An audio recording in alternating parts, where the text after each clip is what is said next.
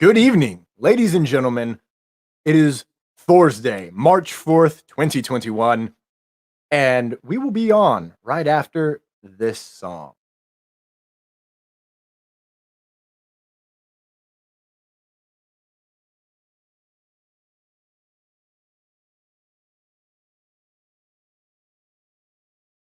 Welcome to the shop of Anonymous. I swear I don't want anything to do with this, I promise. If you hear me screaming from the top, I'm dropping knowledge. Is a bearer's too far gone for a rookie, so I'm calling this game over for you chumps. The grind is all I know and do. Breathing fire like a dragon's or great power coming through. Yeah, I'm working 3 jobs so that I can frack in a crew. That money you dummy, I'm finna no honey can take that love from me. Going to the future and never coming back. Marty McFly, nah, more like his dad. Trying to be calm, all this news is just whack. Propaganda flying, so now everybody mad. Empathy is gone, so we all for attack. If you disagree, you just stupid and sad. Use intolerance, must be smoking crack. Ignorance is bliss, y'all, just a dyad. 2 sides of the same coin killer. Why we ever stop living up 4 pillars? Acting like everything in life must be a thriller. We living in a world written by Frank Miller, cause the Dark Knight's return. So now we charm. See our heroes messed up and now we spurn. Then because it pisses off and now we burn. Their careers and lives to the ground, cause we yearn to be in the position so that we earn millions and millions and millions. But then we turn into the very thing we hate. Now we revert and we refer to the lines that we rehearse. Spread love and forgiveness only to sink deeper. Distract myself from the world. Water, earth, fire, air, swirl. Bend it to your will, then hurl. Flying buffalo, why don't you give it a whirl? Grab a saber, then just twirl. Force cut a pair, give her a pearl. Power unleashes a churl. Guess it's time I get back to work. Captain of my own enterprise, call me Kirk. Anger and depression always seem to lurk. Round every corner, so I read this just a perk.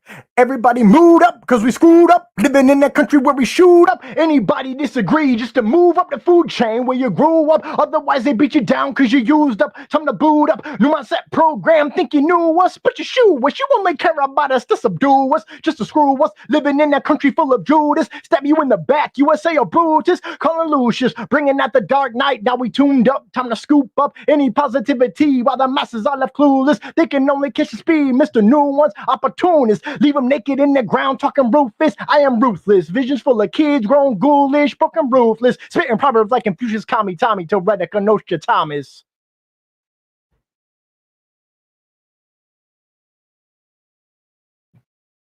Boom. Hello, I'm Thor, son of Dale, here to tell you about the Life of Thor Productions official shop, the only place where you can get your official merchandise for the LightsThunderAction podcast and Life of Thor's Thor Watches series. Whether you want t-shirts, tanks, hoodies, mugs, and masks, Life of Thor Productions official shop has you covered.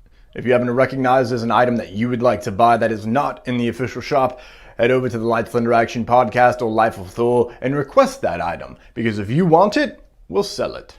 Just head to lotproductions.threadless.com/collections to get the item that calls out to you via the Force. Again, that is lotproductions.threadless.com/collections.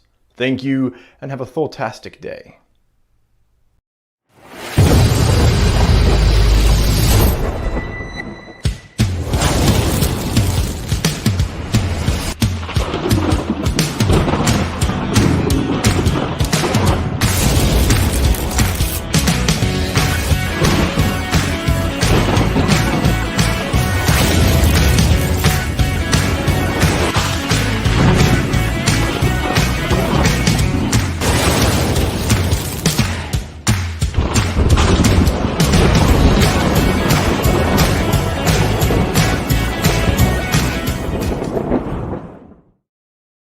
Good evening, ladies and gentlemen, and welcome to episode 47 of LightsThunderAction. Today is March 4th, 2021, and like all the times, we will be discussing all things Marvel, Star Wars, DC, and the latest happenings in the entertainment industry. My name is Thomas Carter Rochester, aka son of Dale. My name's David Thompson, and today, oh my gosh, today we are just hours away from the WandaVision finale. It's been 8 weeks. It's finally coming to an end, and in the second half of this episode, for probably the majority of this episode, we're going to be talking about WandaVision, all the remaining loose end questions we still have that want to be answered. Maybe some will, maybe some won't, but basically, guys, this is going to be a pregame party of sorts for WandaVision. But before that, we were going to get to some of the news. Starting off, there's potentially mutants coming to the MCU, a reboot to Superman, which is very exciting, and more. But something that is truly exciting and spectacular is we are not alone today. Once again, we are joined today from thedirect.com, where I work. Shout out to The Direct and The Direct Podcast. Go check them out. Please join us, welcoming in Matt Roembke. Bring him in, ladies and gentlemen. Bring him in. Heyo, boys. Heyo. Thank you so much for having me on. I am very excited to be here. Of course, bro. Welcome. Thank you so much for joining us. I mean, we're getting one of the Direct Podcast's co-hosts. I mean, come on now. I'm stoked to be here, David. It's been far too long since I've been able to talk to you face to face. Thomas, I just got to know you, but man, I'm already starting to fall in love. And guys, from what I hear, we're talking about WandaVision most of this thing, right? Yeah, I mean, you picked the right guy. You picked that the right is the scuttlebutt. Yes, I'm here for this. I'm here as hell for it. Yeah, thank you so much for joining us. This is gonna be such a fun show, and honestly, it's really a pleasure having you.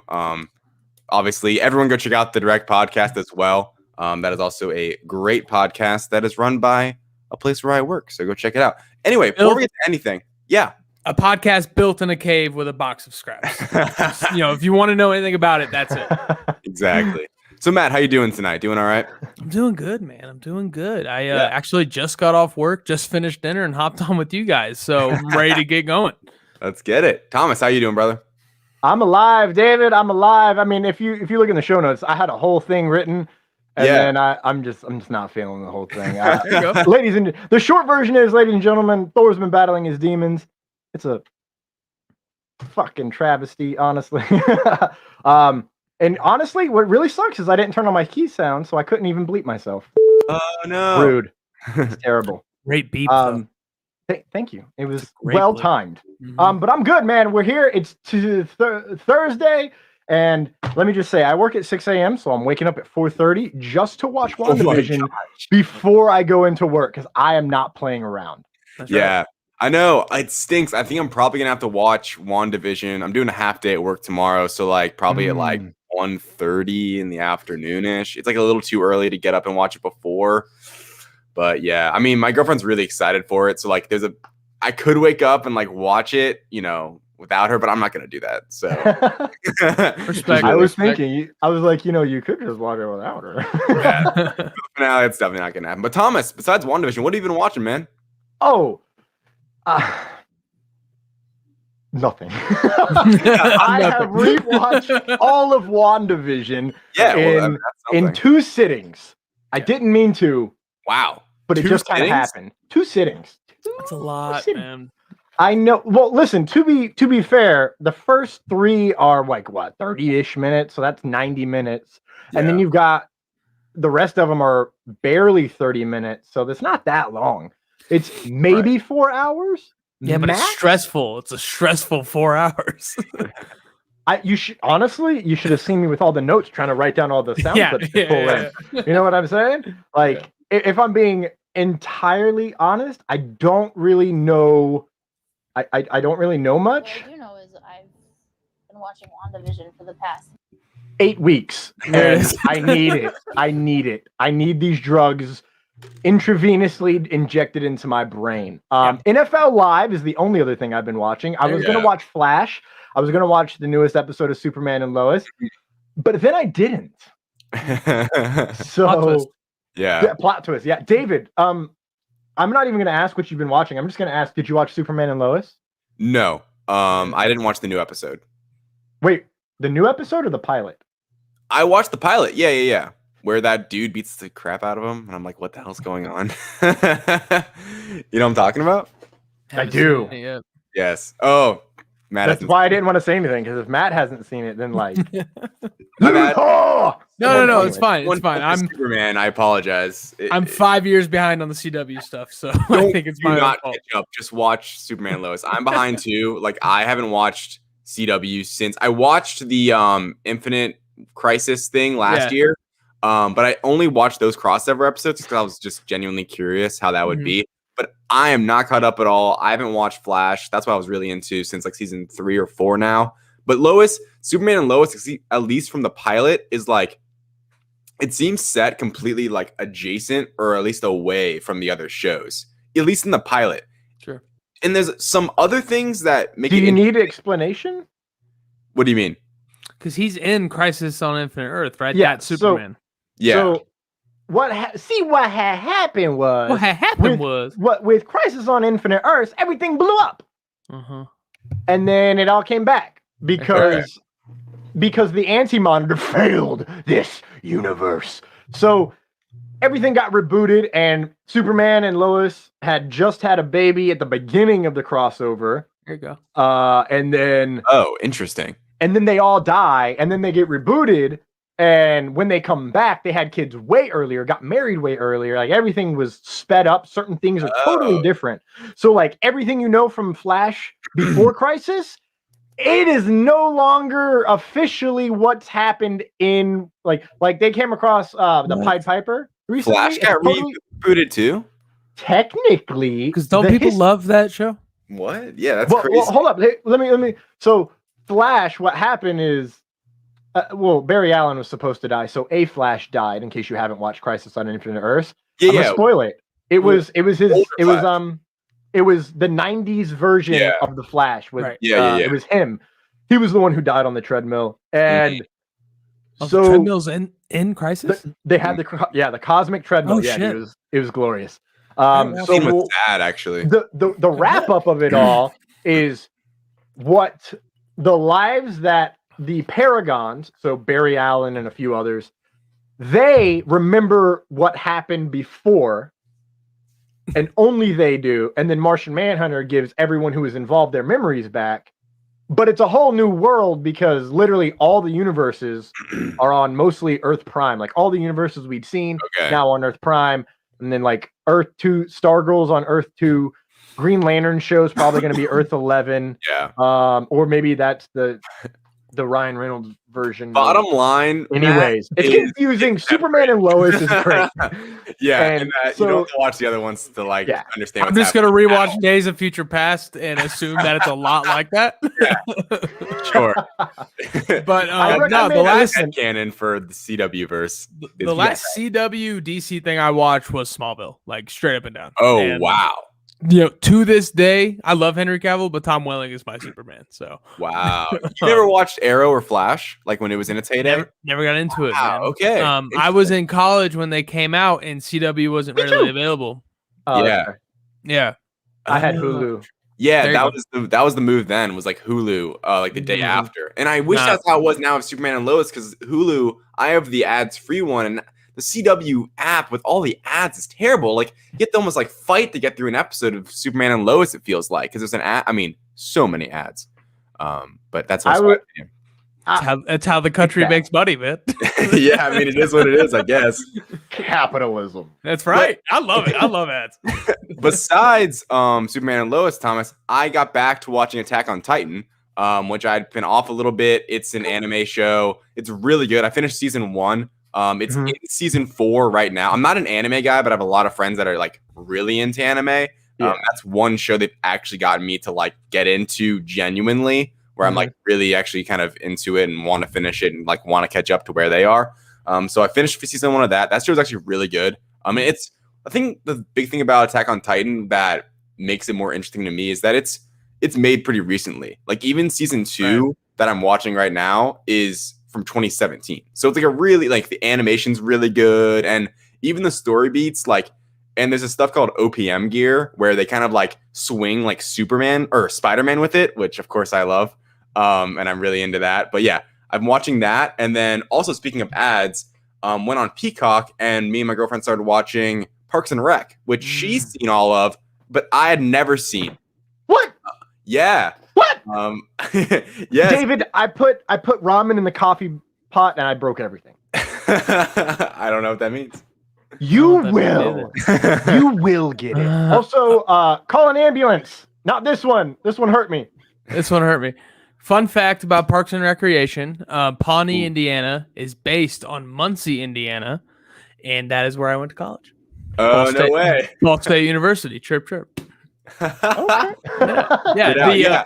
the map of Pawnee in the show, if you flip it upside down, it is 100% the map of Muncie, Indiana. The number one seller of green apple skull vodka in these United States. Yeah. I knew Green Apple Skull existed. Yeah. It's bad. Anyway, Why? I'm really into it. Like we finished season $8. 1 or whatever because there's only like a few episodes or like 6. I find it more.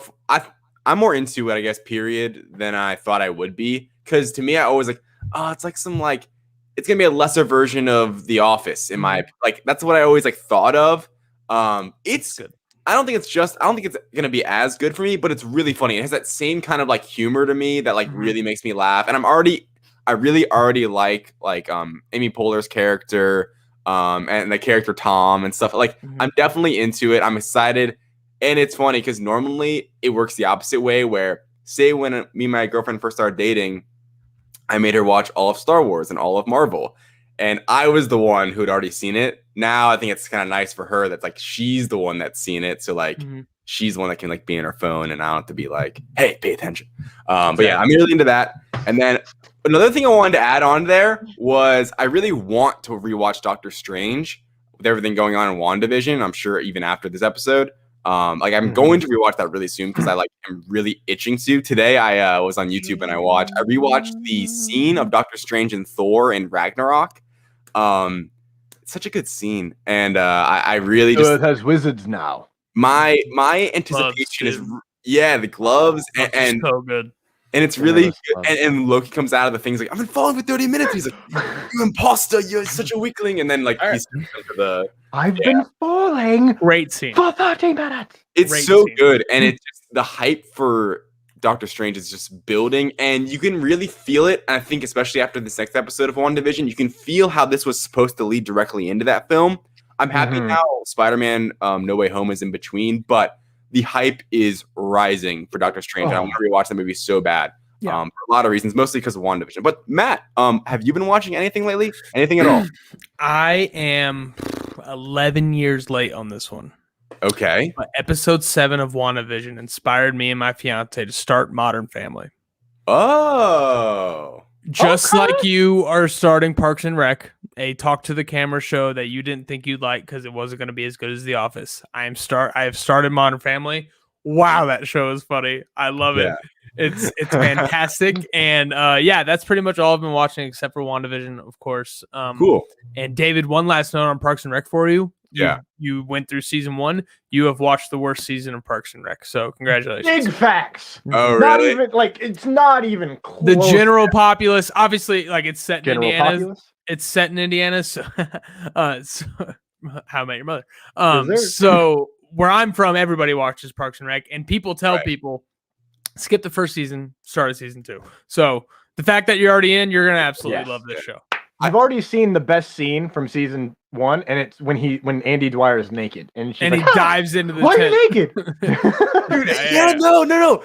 And Star-Lord.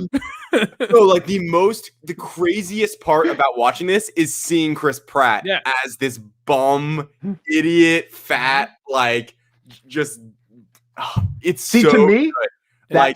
that's peak Chris Pratt. Exactly. Like so I funny. watch Guardians and think, how on earth is Andy Dwyer a superhero right now? Like, Yes. Yeah. Like, you're honestly, experiencing the opposite of what we all went through in 2014. Yeah, exactly. Like I remember in 2014 when the movie came out, and there was that shot. Everyone knows the shot of him shirtless with the orange, Let's shower not talk hose about down. his So posture in sexy. that.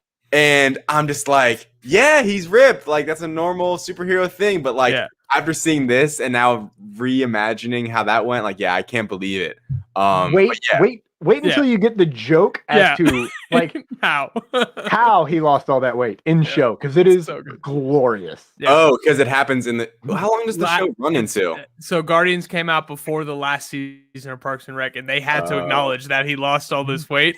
If you picture Andy Dwyer as Star-Lord, it's the best joke in Parks and Rec. It really is. It's so good. Yeah. So, bro, I love that. So you have 8 seasons to anticipate all that, I think. Oh, I can't wait. Well, just like Star-Lord, who loves to listen to music, if you guys want to listen to us anytime, you guys can find our audio podcast on Apple Podcasts, Google Podcasts, Spotify, and our hosting site Spreaker. I imagine the direct podcast is also available on anything you see on the screen right here: Apple Podcasts, Google Podcasts, Yes, sir. Spotify. Check it out there. Subscribe, follow. If you guys are feeling generous, leave maybe a 5-star, 4-star review. Leave us some nice little comments down there. That we appreciate that very much. Going for a run, driving your car, don't want to look at our ugly mugs. Check out our audio version of the podcast. Normally comes out about 24 to 48 hours after we go live here on Facebook and YouTube. Thomas, what else you got for me? Live streaming directly into your homes and phones every week via our Facebook page of LightsThunderAction Show, and the HWWS WebTV channel on YouTube is where you can find the live version, the video version of our ugly f***ing mugs. Right? Like, God, I'm hideous. No. You can also find all of our social media at the Linktree of linktree.com/LightsThunderAction. That's all one word, no hyphens, no spaces. We're going to take our first ad break, and then we'll come back for everyone's favorite segment of the week. We got some stuff to talk about. Just, don't change that dial like you're going to go anywhere else, people.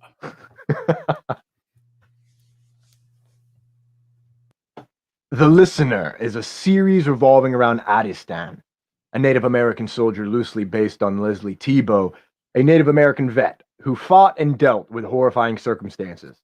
Adi inherits the abilities of the Listener when his father dies, allowing him to see the dead as well as other supernatural beings.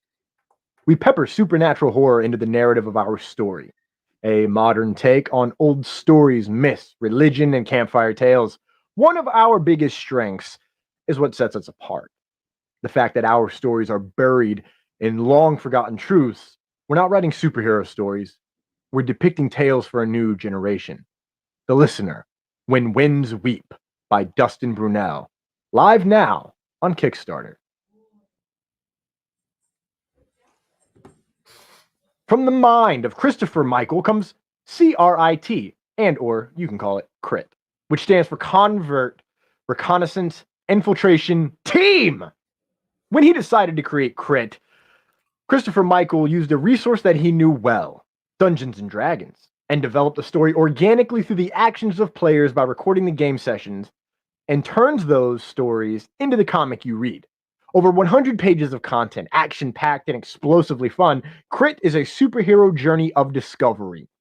4 action-packed, fun-filled books in one single package, such as a superhero story where Mission Impossible meets Beverly Hills Cop vibe. CRIT by Christopher Michael is on Kickstarter today. Reels and Heels is a podcast that discusses movies, television, wrestling, and more. With a rotating guest list of friends and filmmakers alike, Reels and Heels salutes the creative arts of all kinds.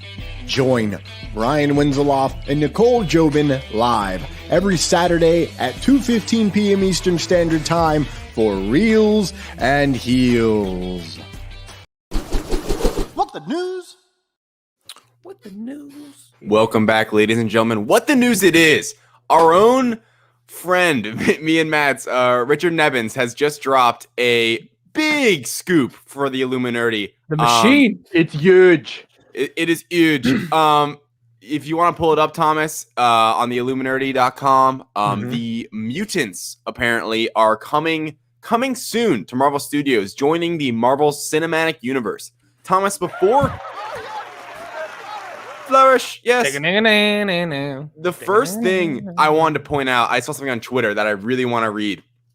It's a quote from Stan Lee. And the caption was saying how a possible title called The New Mutants pays homage to Stan Lee. And here's what the quote says. I wanted originally to call them the Mutants, but I don't know who he's saying I guess whoever Stan Lee's talking about. You can't call them the Mutants. And I said, why not? He said, our readers, they aren't that smart. He had no respect for comic book readers. He said, they won't know what a mutant is. Well, I disagreed with him. But he was the boss, so I had to think of another name.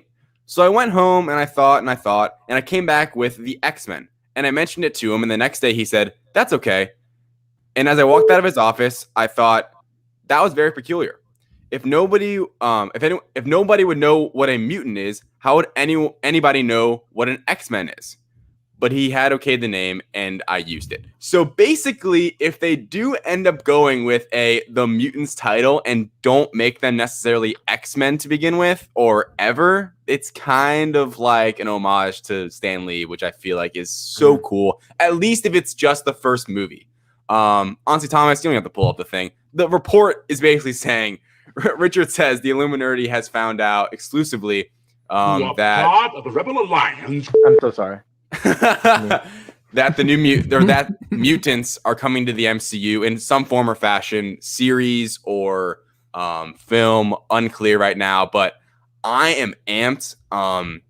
We'll see, maybe tomorrow something trickles out of that could lead to something like this down the road. But Matt, what were your first thoughts when you saw this? Obviously we kind of got wind of it a little before the report came out. What were your thoughts?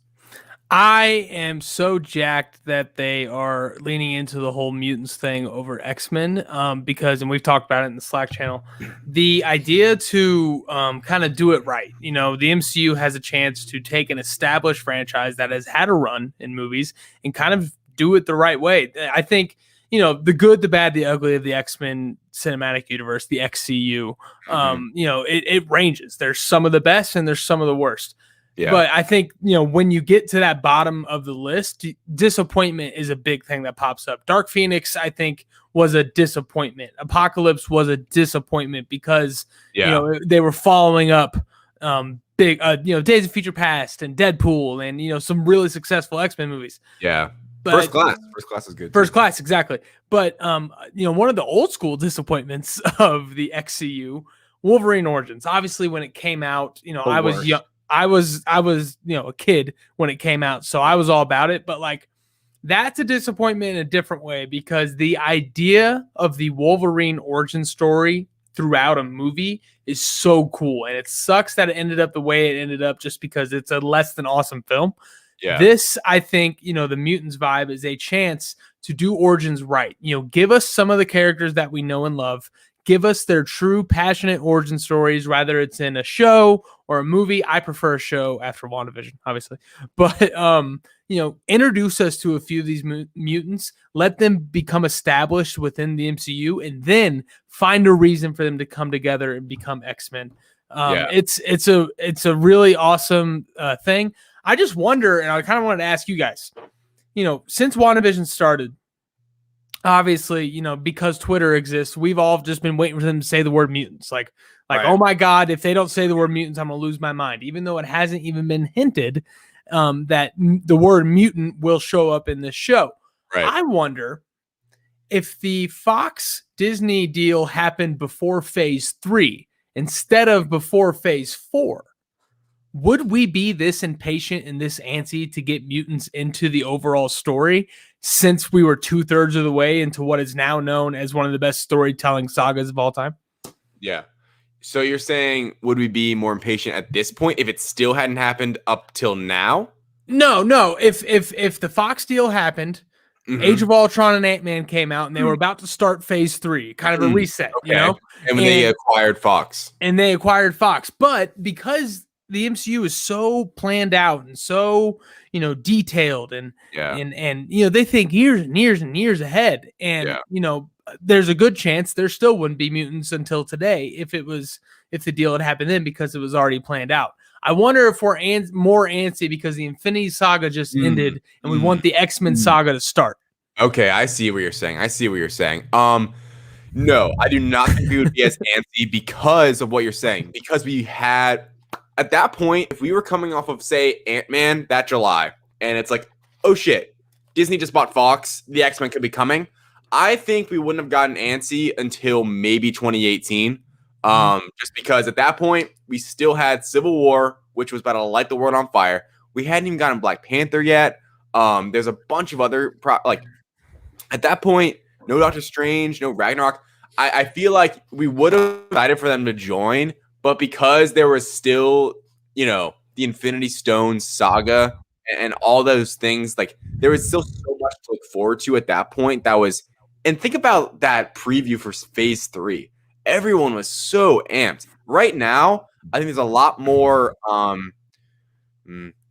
guess, not it's a fresh start. It's a fresh start, exactly. And there's a lot more uncertainty when it comes to projects coming up. Like WandaVision, for instance. I think a lot of people that maybe weren't sure about it got into it and fell in love and loved it. But initially were like, what is this? Unfamiliar Disney Plus deal. Like, I think, so no, right now I think people are antsy to get back to major characters. And I think it's just awesome. I think people are really excited for them to come over into the MCU because everything that the MCU touches is gold. Mhm. All hail Kevin Feige. Our Lord and Savior. Our Lord and Savior, Kevin Feige.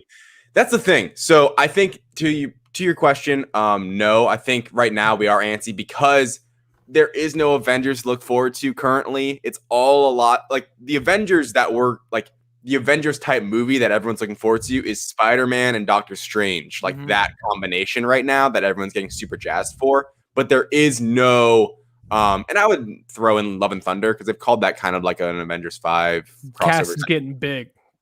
Yeah, right. Cast is getting big. But I think like back then there was still Civil War, and then knowing an Infinity War Part 1 and Part 2 at the time was coming. Like, how can you not just be excited based on that?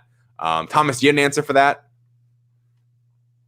Yeah, my answer was the same. I don't think we would have been as antsy.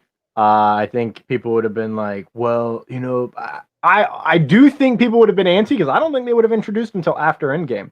Exactly. Yeah, And I think so too. Yeah. But I think it's because mutants. Sorry to interrupt you, Thomas, but I think mutants and X-Men deserve the patience and time that a phase provides. You know what I mean? Yes. Like this can't be pigeonholed into an already moving story. Exactly. Here's what I'm going to ask to everyone. How do you guys, if you had to choose, how about this? Not do what do you think they're going to do? What would you want them to do? Would you want them to basically do some sort of backtrack retcon of mutants have been here all along? Or yes, would you rather that's what they're going to do? Okay. Or would you rather it be a multiversal thing where because, or a blip thing where like the blip caused them, or it's like, the multiverse brings them in. I mean, the Evan Peters question's still out there, plus the whole Wanda question of mutant or witch or chosen one or Anakin or whatever. Like, do not ruin this show for wait. me. I will. David, did you really? You're just a liar. Can't believe you compared those That was two. good. I think it's a very clear and obvious comparison. It's Wanda Maximoff, Anakin Skywalker, and Harry Potter. The chosen ones. The chosen one. Like, I love see. that. We'll actually. see. We're gonna get there. Oh, yeah. But like there is some mutant things that they could come up with now. I think it could easily be what I would like to answer my own question is that they've been here all along, but that Scarlet Witch and Quicksilver and Pietro are now like the ones that we're first aware of, and then they can build off of that. The problem is because the mutants, there's a lot of like history, obviously, with say a character like Magneto and Wolverine and stuff. Where how are they gonna backtrack all of that? I don't know. I got you on Wolverine. Okay. So the best part of X-Men Origins Wolverine is the opening. Yeah. Where you get an like you're just time hopping with Wolverine through different wars. And then they just kind of gloss over that really fast. And it's like, oh, he's Wolverine. He's still cool. And it's like, no, man, like that would give you massive amounts of PTSD. Wolverine should always be suffering from battling himself in his mind. He should have PTSD. I would love to see Wolverine's specific origin story be throughout the last 300 years.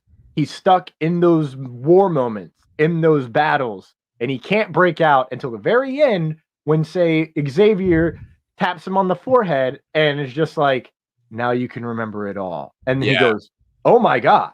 And he's like, would you like some help? Yeah. And he's like, no. Here's my thing, just to kind of wrap this section up. Yes. I am really excited for the mutants to join in the MCU just flat out. And I trust Kevin Feige will come up with a really clever way of bringing them in. And I am really excited that it would be called the Mutants and that they can, they're going to do this. Similar to how they've done with Spider-Man, they've taken a lot of their own creative, like, Spin? Like, Freedom? Liberty. Yeah, they've done their own thing, basically, with Spider-Man with a lot of different parts of his origin and characters, like Ned and MJ's her name's Michelle Jones, and Aunt May, and like some stuff like that. He doesn't wear glasses, which is a pet peeve of mine. Because I'm always identified with Peter Parker wearing glasses because I wear glasses. Calm down, Clark. We never saw him pre-powers, so you don't know that he doesn't wear glasses. Hey, I mean, that's a great callback to Spider-Man 1 when all of a sudden he's like, oh, yeah. I can see. Yeah.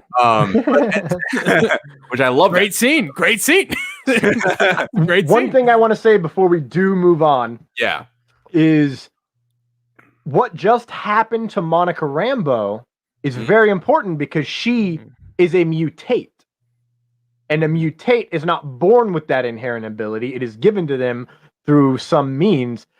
And if I'm not mistaken, mutates in terms of like how they described like Captain America, for example.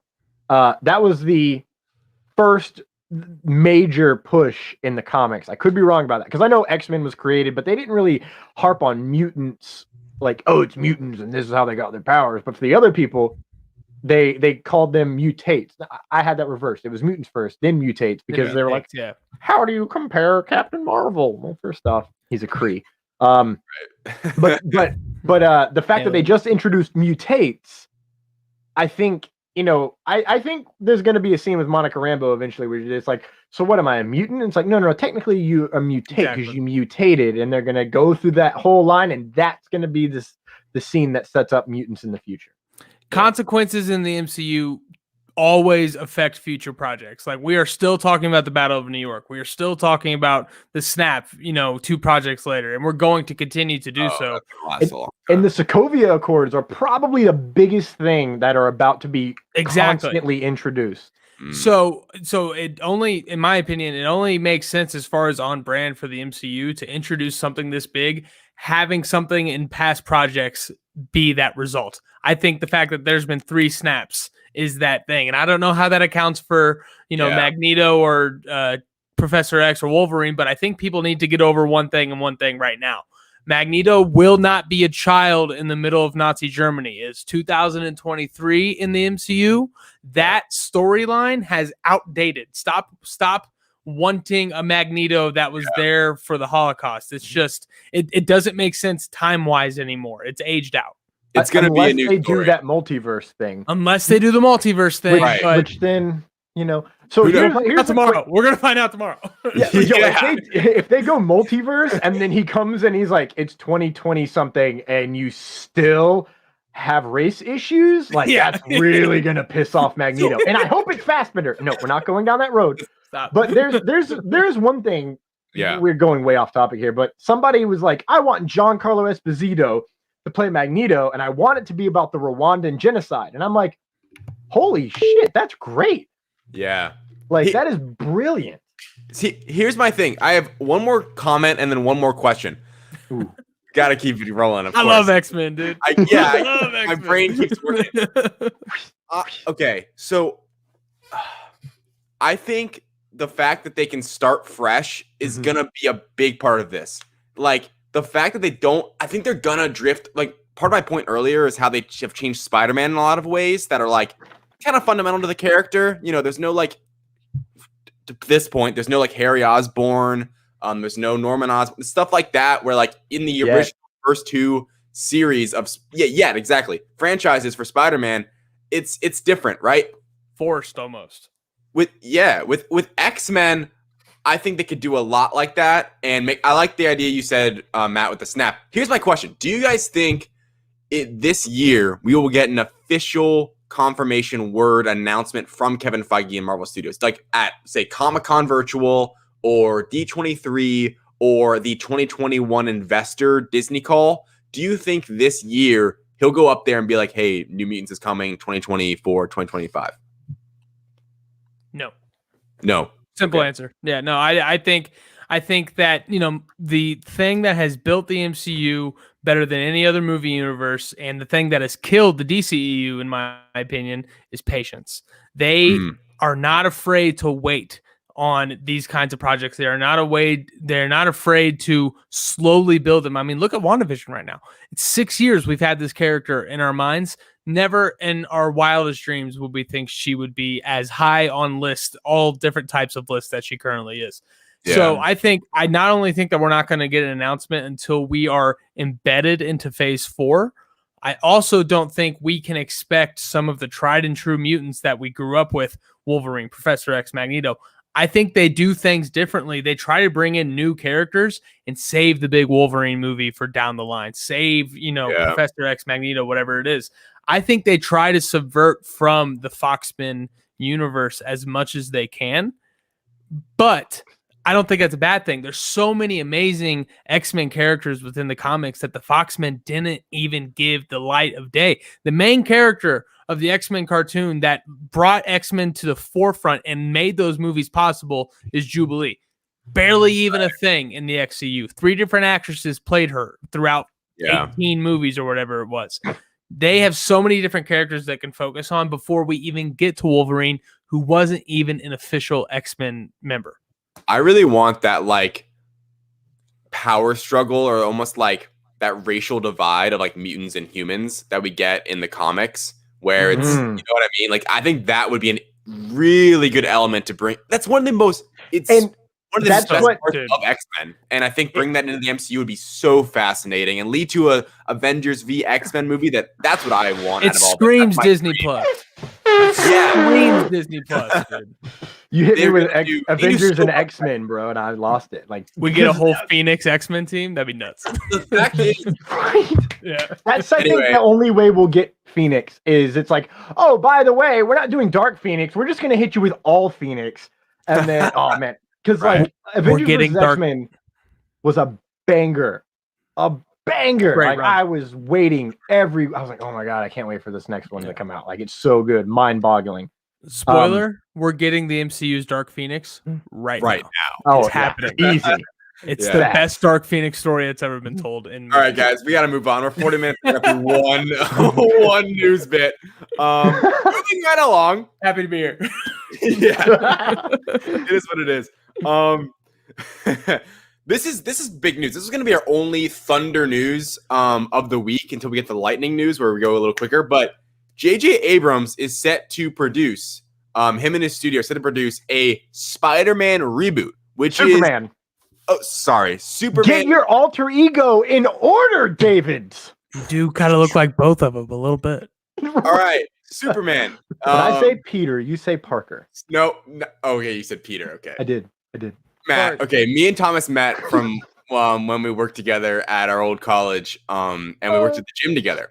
And every time, once me and Thomas realized we both had the same love affair with Marvel and comic books and stuff, obviously our friendship started. And every time he'd walk into the building when I'd be working, he'd go, "When I say penis, you say Parker." Penis.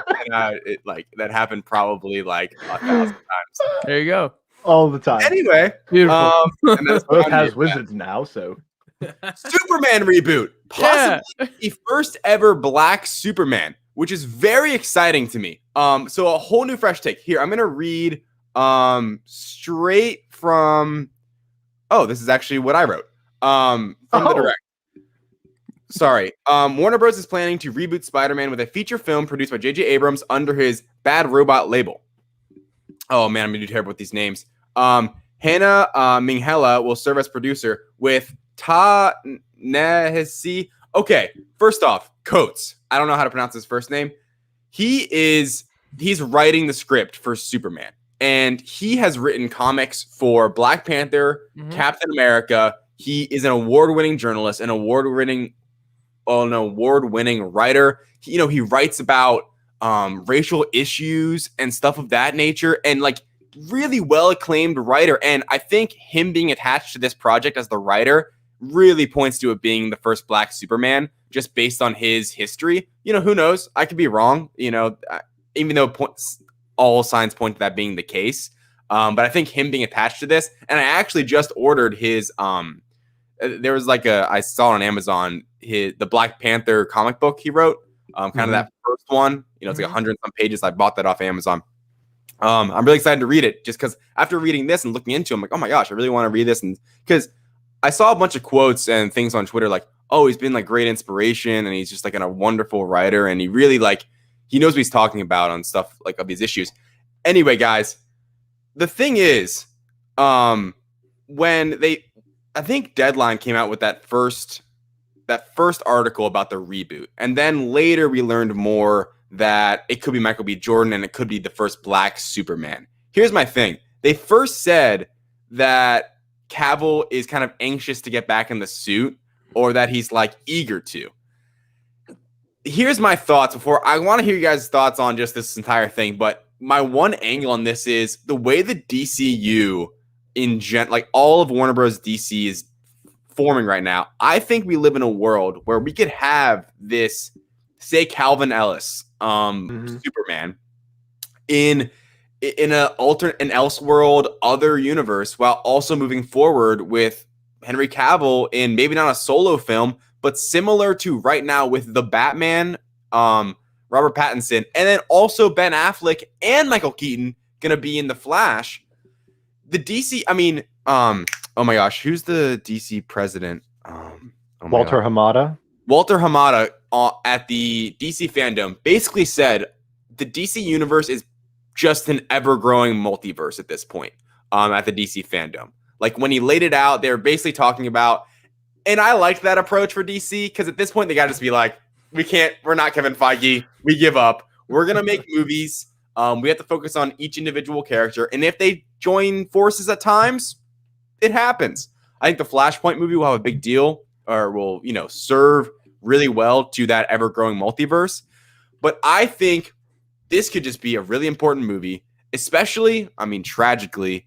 Well, we're still getting Black Panther 2, but, with the passing, obviously, of Chadwick Boseman, Sam Wilson, obviously, they've already talked about how he's going to fill a role as Captain America, as, a prominent leader, black superhero, which has been non-existent for most of my life on the big screen, really until Black Panther in the mainstream lead role. I think this could be huge just for the world, I guess, especially as Superman, who is this indestructible character. Anyway, guys, I've talked too much. What do you guys think of, one, Superman being rebooted in some form or fashion, and two, it possibly being the first black Superman? Matt, I'll throw it to you first. As far as the reboot goes, I can't see past the DCEU a lot of times. It's the thing I love to hate more than anything. I went into Wonder Woman 1984 with so much hype and so much faith that it was going to just blow us away. I really liked Wonder Woman, the first one, and Wonder Woman 1984 had some of the greatest trailers we had seen in a long time. That movie was a massive disappointment to me, and I think it's cemented kind of a final nail in the coffin of the DCEU. We're going to get a 6-part epilogue here soon, but yeah, we sure are. But as far as I think you have to go Elseworld story on this. It's going to be hard to punt on the entire DCEU because you have so many great actors, you have so many great properties, and you have so many great directors and producers. Shazam, it's had slight bright spots, but just from a continuity standpoint, the DCEU it's fumbling a little bit. And so the Elseworld story with a black Superman, I think, just fits, as far as giving the attention to this story that it needs or that it wants without doing too much, which the DCU tries to do a lot to tie it into other projects. I think, as far as the Black Superman thing, I just cannot wait for that story to unveil, especially in the times that we have now. The symbol of hope, faith, justice, and the American way. You know what I mean? Take that and apply it to some of the social issues that we've had across this country, forever, but, recently that's been in the limelight. If you can merge those together in an efficient way with, obviously Michael B. Jordan's the John Krasinski of this role here. We've seen him in so many, impactful roles like this. Yeah. Idris Elba could fulfill that manifest destiny and be Black Superman. Don't even. But I think this is also, past that, this is a great opportunity to put a new face on, just diversity in Hollywood. And, we're seeing so much of that from the Marvel side with Sam Wilson, with Black Panther 2, probably going to be predominantly female driven. Yeah. And then, along that same line, Monica Rambeau has just skyrocketed up people's, rankings here lately. So this is just another step in the right direction, I think. And, hopefully it works out. The Batman looks great, and I'm so excited for that movie. If they go that same route with this, I'm gonna be excited. Tom Welling should get a cameo, but that's all I'll say about that. Thomas, Tom what do you think? Welling was in Crisis on Infinite Yeah, Earth, so I just sold you on that entire. How big was he on a scale of 1 to 10? How big was he? Like in terms jacked, bro. Jack, right? Lumber. Like, I know- literally, they made a brawny man joke. Yeah, because that's what he looks like. Dude. He's Superman. He's jacked. Okay, Yeah, so good. all right. Well, to be fair, in Superman and Lois, Tyler Huge Hoechlin looks holy hourglass, shitball. dude. Like hourglass. I'm like, kind what? of thing. And it's sometimes I'm like, oh, it's just the suit, and it's not, because He looks like Hemsworth in Thor 1. He literally made a turn in his suit, Yeah. and I was like, oh no, he's Jack. Like, you can tell the way this suit Big folds. Okay. Anyways, back to the plot. The reboot, I'm all for it. Like, I'm always for a good reboot. And is it even really a reboot? Is it a reboot? Is it like a new thing? Anyways, Black Superman. I now want Idris Elba, because I was like, yeah, like, who would be a good Black Superman? Obviously, Michael B. Jordan. I want John Boyega. John Boyega would be cool. I That'd was be my just about to pick. say, I want John Boyega, but like Idris Elba deserves. Idris Elba has been, no offense to, like, I love Marvel, but they have like shit all over Idris Elba. He is a god among men, and they literally give him, I think he has a total of 30 minutes of screen time across Yeah. 4 movies. He's good Movies, in yeah. Ragnarok. I like what he does. He's in great that in movie. Ragnarok. I like him. He's great in Ragnarok. He's one of my favorite parts of Thor 2. Yeah, that too. Mm-hmm. Yes, well, he's. Let's put it like this: Heimdall is never bad. Right. The rest of the movie, Not enough of him is what you're saying. There, exactly. Not enough Heimdall. Not enough. Anyways, Should have been the Soul Stone. should have been the Soul. Okay, listen, we're not going to go there because that's a great That was idea. such a fun theory at the time. I love It was. I totally loved forgot. I forgot about that theory. That's so long Yeah, ago. it's a good one. Repack old theories one day. So, in, 20, like, David, that's why I'm saying you should have went back and listened to our podcast, because boy, were we wrong. yeah. So could not have been more wrong. It was the most wrong we've ever wrong. You guys thought that you knew what was going on, but you didn't. You didn't. But you know who did? I did. I do the whole. Anyways, instead of making impressions of people, here's my question for you guys on this. It's going to be fast. Do you want it to be Val Zod, who is the black? Like that is the picture that we have up. It is him ripping it off. Do you want it to be him? Calvin Ellis? Calvin Ellis, I think, is his Clark Kent. Yes. Is his? That's the alter ego, really? Yep. Yeah, Calvin I think Ellis Val Zod is his his Kryptonian name. yes, or it might be Cal Zod. It's something For Zod. some reason, I thought those were two different characters. I could be wrong. Nope, they're the same guy, just different names. Oh, Love okay. Similar the to- idea of Superman being Zod. Love that. Right? Love Which that. also, by the way, Krypton, amazing show, and they have David watched Arrow. They have Walter, Oliver Queen's stepdad, plays Zod, and it's Yeah. amazing. Yeah. But would you prefer it be that character, or would you prefer it just be a black version of Clark Kent? Because I think if they go the black version of Clark Kent, and now I got to be honest, I thought this already, and then Mark Bernardin made it sound way more eloquent than I ever would in my life. So I'm just gonna say it my way, bro. We're talking about the social issues, and if it's Clark Kent, first off, you're gonna cause a great media storm because you're gonna piss off a bunch of crackers, right?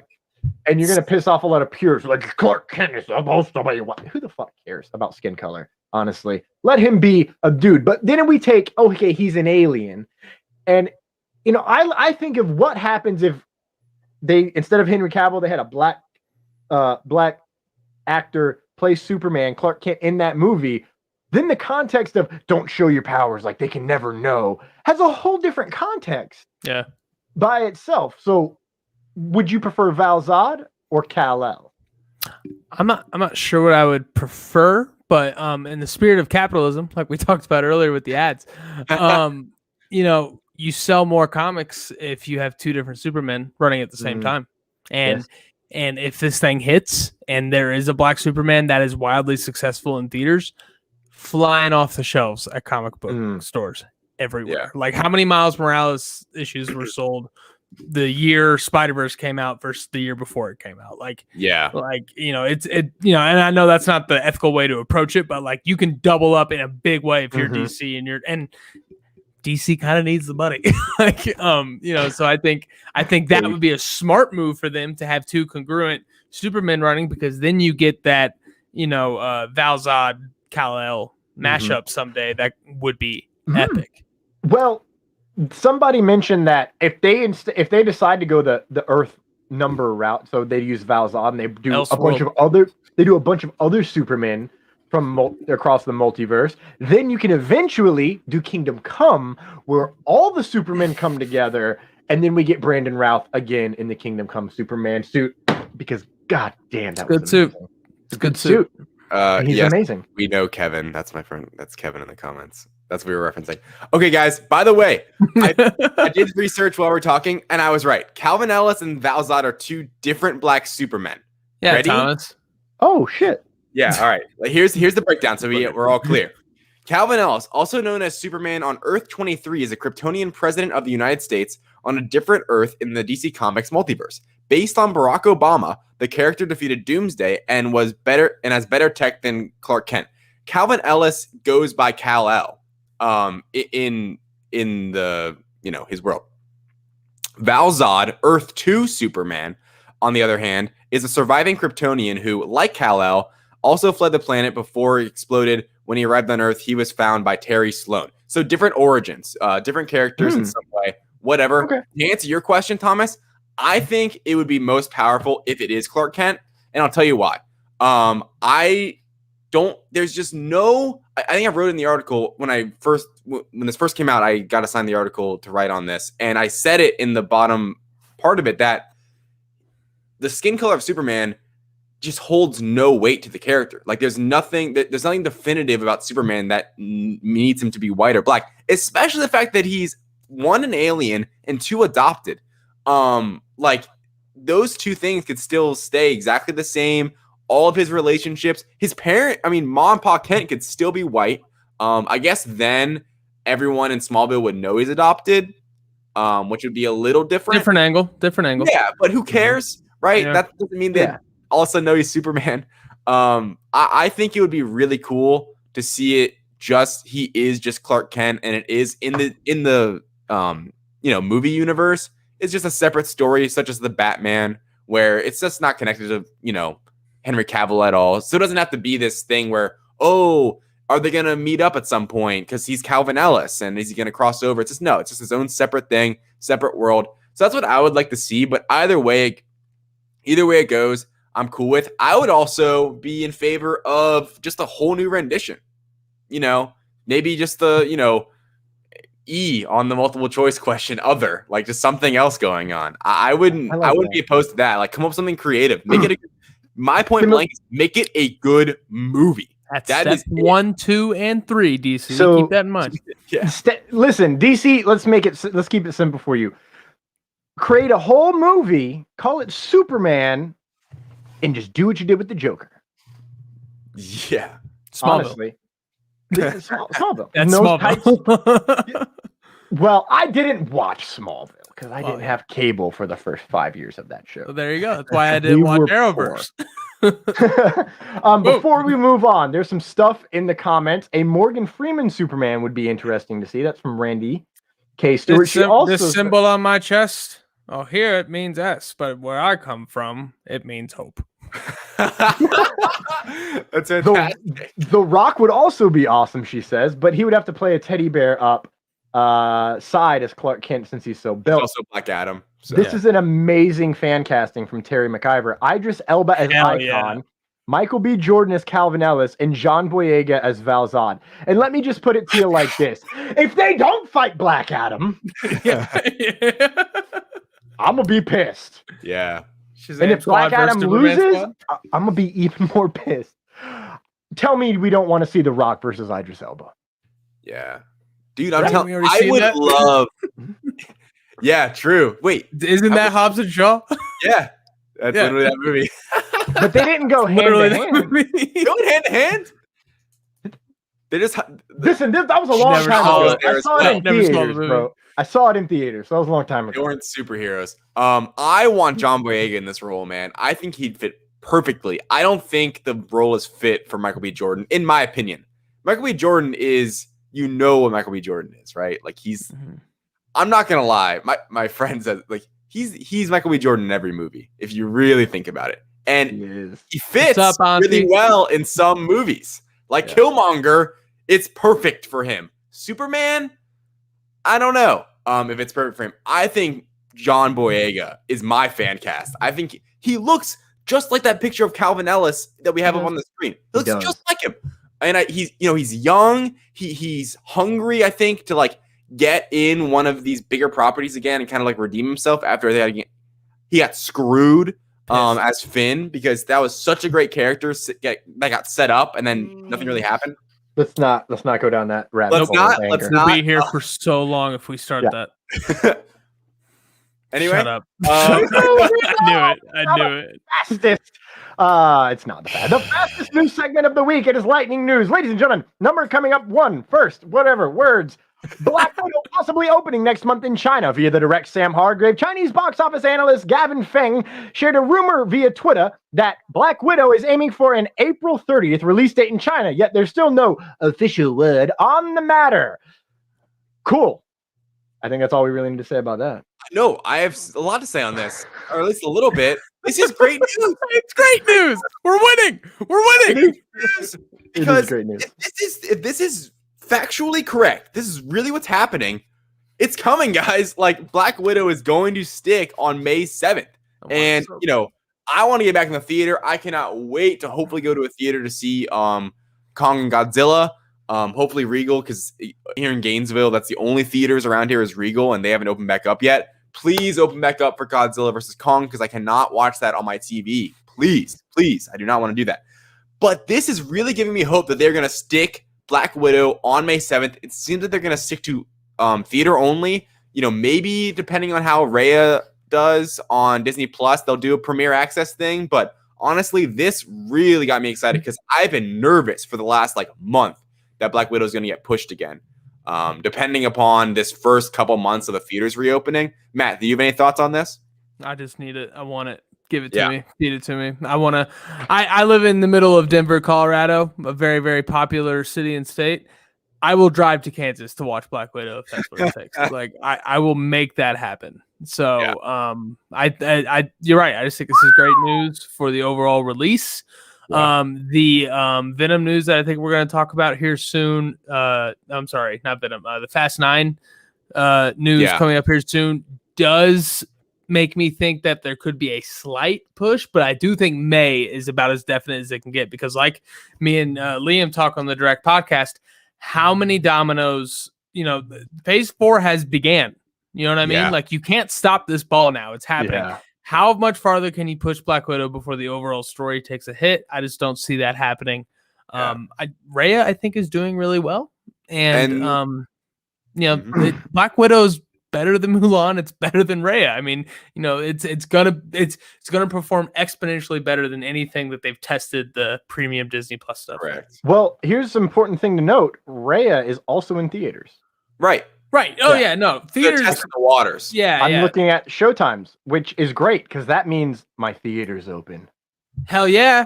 Like I said, my theaters aren't open, so I can't go see that in theaters. I'm not paying for the Disney premiere thing to see Ray. I'll pay for it for you, David. How's that? You work for a superhero website, bro. You gotta see this movie. You gotta see this movie. For Raya. Raya. Oh no, I'm not paying for that. Oh. It does look good though. It does. This for Black Widow. It does look lit. Raya does look good though. I'm intrigued. Yeah. I might go see that in the theaters just because it's open, and I didn't know that. Yeah, I would see it in a theater, but none of them are open near me. If that was in theaters, I'd be like, let's go see Raya. Come on. Check it out. Okay, Thomas, head to the next piece of news because this leads directly into this last one. Beautiful. The next piece of news is a shorter theatrical release coming to Disney. 2019 box office record cemented forever? ? Answer, yes. Via the directs, Benny Stein, speaking at an investor conference hosted by Morgan Stanley, Disney CEO Bob Chapek shed some light on the company's approach to the future of theatrical releases, as a significant portion of their business revolves around their blockbusters in popular franchises like Marvel and Star Wars. Commenting on the possible impatience generated by a year without theaters, Chapek noted the future audiences won't have much of a tolerance for a title, say, being out of theatrical for Being out in months. theaters. Yeah, it's a weird quote. Being out in theaters for months. Damn it, Bob, speak good. Just sort of sitting there, gathering dust, commenting on viewing habits during the pandemic. The Disney figurehead also mentioned that he's not sure there's going back, because there's not, Bob. There's no going back. I mean, this is the thing. Like, I put that little question in at the top there, the 2019 box office records. That was the biggest box office overall in the history of the box office in 2019. And like we saw with Paramount Plus, how those movies from Paramount are going to have a 45-day theatrical release window and then be put on the streaming service. Like, it's over. I mean, I think the standard. Yeah, it's written in stone. Endgame #1 for unless they bring back Titanic and Avatar again. Who cares? Avatar is coming up. But anyway, Avatar. So I'm a big theater fan, obviously. So I'm excited that. Well, I'm not. I guess I'm not excited. I don't know. This is fine. I guess I love researching and looking up the box office numbers. So that the fact that now we're gonna have to do a little ratio thing with the box office, but how well did it do on streaming? But you don't see all those numbers. I don't know. I just feel so blah about it in a lot of ways that it's changing the system. But I am excited that it will be available on streaming faster, because I'm a person. Say they take the route of Disney eventually takes the route of, say, Paramount. 45 days after the release in theaters, boom, it's on Disney Plus. That's exciting. Sweet. I can go see the Captain America 4 Falcon 5 times in theaters, and then a couple months later I can turn on my TV and rewind and pause and stare at things. Great, fantastic. That's a lot faster than I normally be able to get all the Blu-rays. It'd be months and months before I could actually watch all the special features and all that good stuff. So Matt, any thoughts on this one? I think this lends more to I didn't really see it affecting these big popcorn movies that we know and love, because those are pretty tried and true, gonna make money kind of thing. You put a big director, you put a big actor on a movie, it's probably going to get a decent theatrical release. I just think personally this means that there's going to be less movies in theaters. The movies that will be in theaters will be your popcorn movies, will be your Oscar nom movies. You're not going to get every single movie in theaters. Netflix is going to scoop it up. Disney Plus is going to scoop it up. Whatever streaming service, insert name here. I just think that this is more of a, we're going to be efficient with what movies we put in theaters, and that means popcorn and Oscar stuff, and that's it. Which kind of the only movies I see in theaters anyway. You know what I mean? Like you're not going to get your typical summer zany comedy in theaters. Grandpa's Boy isn't going to be in theaters anymore. That is actually a bummer to me. Or at least the window will be smaller. For sure. Exactly. Yeah. Much smaller though. You know what I mean? I think that they're going to start grading these movies out to, what type of theatrical release does this movie deserve, as opposed to every movie gets the same run, unless you're Birds of Prey, where you have to change your title 2 weeks in. Yeah. I mean, go on, Thomas. I want to bring in an optimism version of this. Because although, yes, I do think if they go this route and the windows get shorter, we will end up with just big movies. That's the big fear in the industry anyways. That's the fear. It's gonna ruin the theater. Listen, first off, old man, chill out. No. Second off, I actually am hoping that this shorter window means that we can get more movies in the theaters. Before, it was a 90-day window or something like that, right? So Avengers Endgame was in there for that long. And there were other movies that came out, right? But for the most part, people went to Endgame for the first 5-6 weeks, right? And then after that, it started tapering down a lot. Well, in this case, it is, we have 40 days to see this movie. We got to see this movie. Oh, look, another one. I see. The windows are going to be, Yeah, so then it's I got to go. Thing, right? Exactly. Because Endgame took, at the one here, it had five houses it could be shown in. For a long time, and we only have 16 theaters, 16 screens. So it took up 5 screens for months. Yeah. Whereas all these shorter windows, it won't take up 5 screens for months, but now more movies have to come out to fill those screens still. And there's always we bring old movies back in, like they did when they opened theaters back up, Empire, etc. So that's an option. So maybe I'll get the chance to take my dad to see Rise of Skywalker, and we can finally see the final Star Wars film together in the theaters, because I'm a terrible fucking son. Moving on. You don't need to watch that movie again. It's fine. No, it's a great movie. Is it? Are we sure? It's your podcast. I can take up the next hour proving you wrong, brother, if you want. I'm 12% sure. It's a dope shirt. That is a dope shirt, though. I do like the blue to red on that shirt. Just table that one. We'll save it. We'll save that for Bad Batch. We'll have Matt back on, and we'll go down the rabbit hole of Star Wars. Let's do it. 2021 San Diego Comic-Con is fully virtual. Shocking! Via the director Sam Hargrave, following several confirmations from other major events, San Diego Comic-Con confirmed on Twitter. What a place to confirm shit, right? The event will remain online this year as it was in 2020. The annual Comic-Con will run as planned from July 23rd to 25th. Okay. With online panels and more. I don't have anything other than I hope it's better than last year. That's my thing. I hope this is a proper, because last year when Comic-Con didn't happen, it just didn't happen. There was no event to it. I would love if something like Marvel and DC take it seriously. I understand the mindset now of doing a DC fandom instead, or saving everything for the Disney investor meeting, because that's their own personal, curated event. But it's Comic-Con, man. You don't need Hall H. You don't need the stage. Give us something. Give us something to get excited about at Comic-Con, because there's something special about it, even if it's virtual. I hope that both DC and Marvel specifically, hopefully even maybe Star Wars, give us something to get excited about and take it seriously. Have some sort of 5-10 minute package prepared. Bring out Kevin Feige, bring out Kathleen Kennedy, bring out whoever, bring out John Boyega as Superman. Do whatever you want. Just give me something better than last year, like Thomas said. Matt, anything? First Look City. This is going to be our. You guys remember the Super Bowl commercial, the Disney Plus one, where we saw Falcon and Winter Soldier, WandaVision, and Loki for the first time? Yeah. From a Marvel standpoint, anyway, I think this is going to be the second iteration of that, with our first look at Hawkeye, our first look at Miss Marvel, our first look at Moon Knight, our first look at She-Hulk, and all these other projects. These second half of 2021, first half of 2022 projects. I think this is, and then they save announcements and big casting decisions and things like that for their personal brand. Right. I think Comic-Con. Oh, awkward. I do declare this as First Look City. Fantastic. Yeah. Moving on, Loki. We have Loki stuff.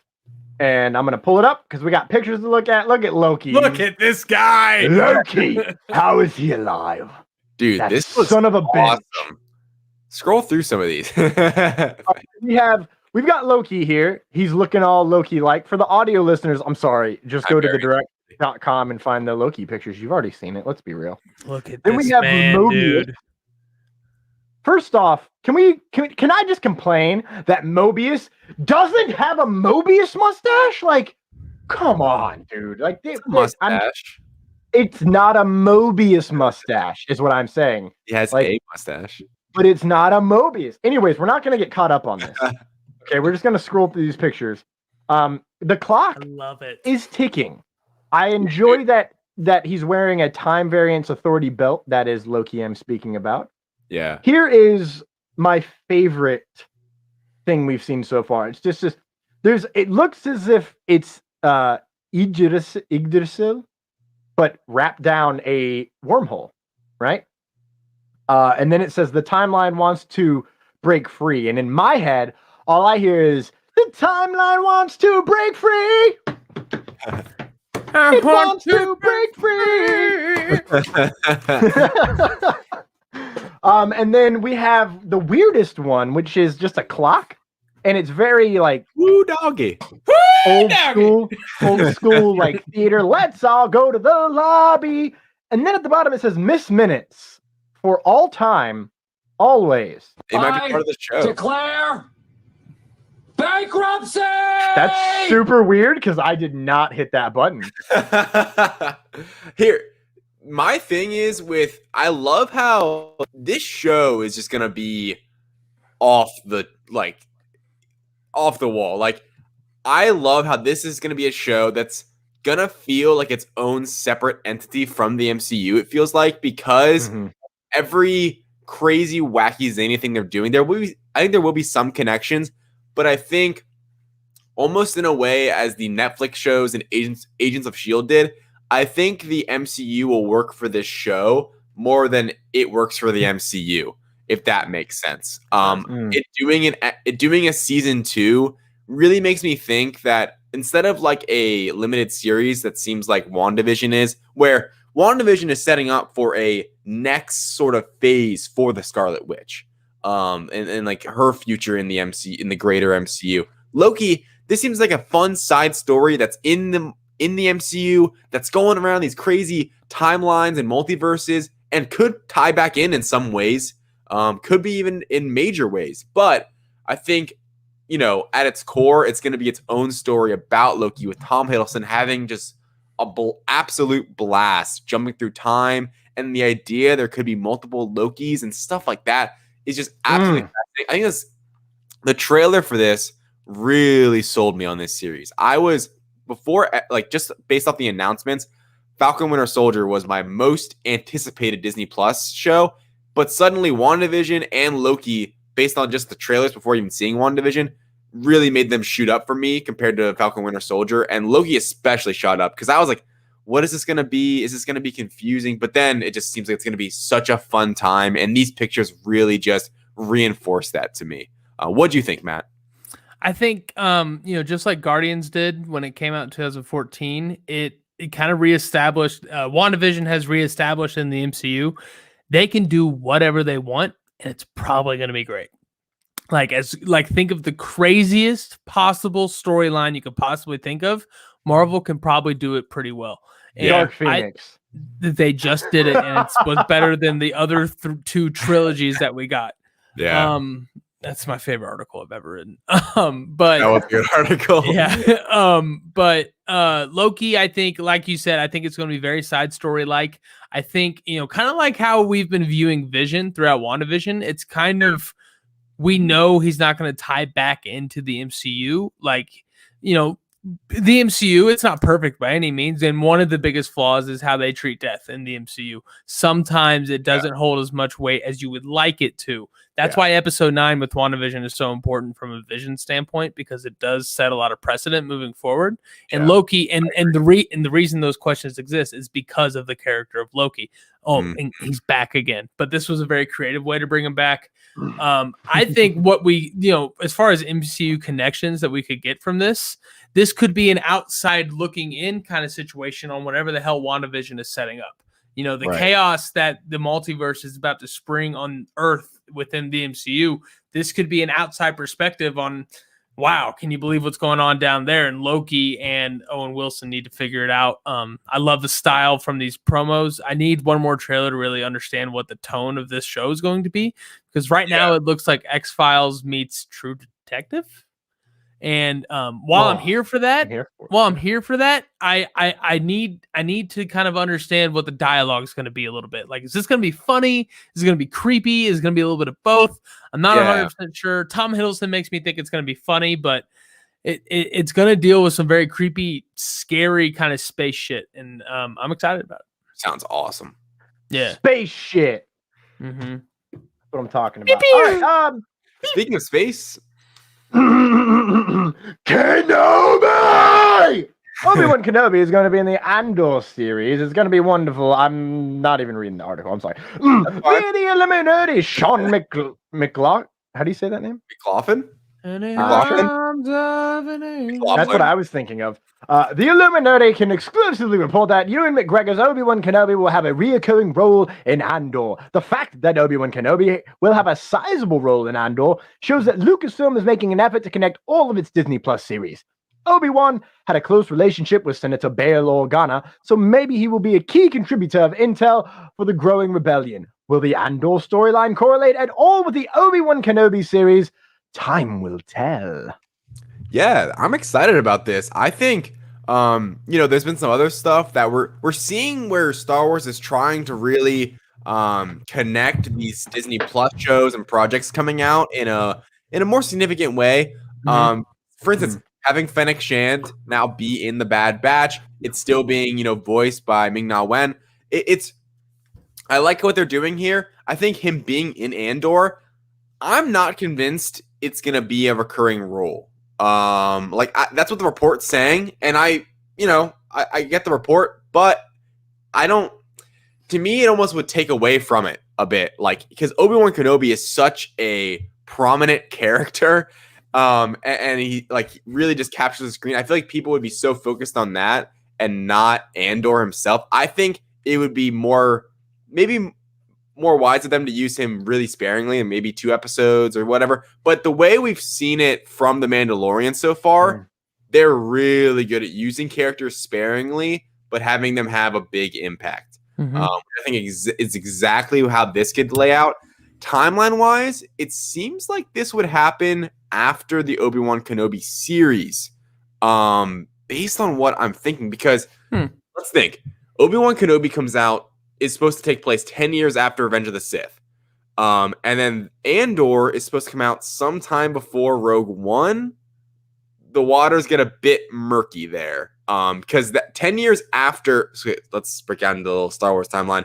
10 years after Revenge of the Sith is 9 years before A New Hope. AKA 9 years before Rogue One, pretty much.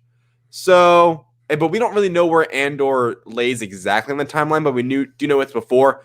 Bottom line, I don't know what the story device is going to be for Obi-Wan being in the series, but I'm excited for it. Matt, any thoughts on Obi-Wan Kenobi possibly being in Andor? One, I'm here for everything Star Wars universe building. I think they've proven that they're going to approach it the right way. Rule of F's, Favreau, Feige, Filoni. Yeah. Favreau and Filoni are involved. I'm in. Favroni. It's my favorite pasta with a nice vodka sauce.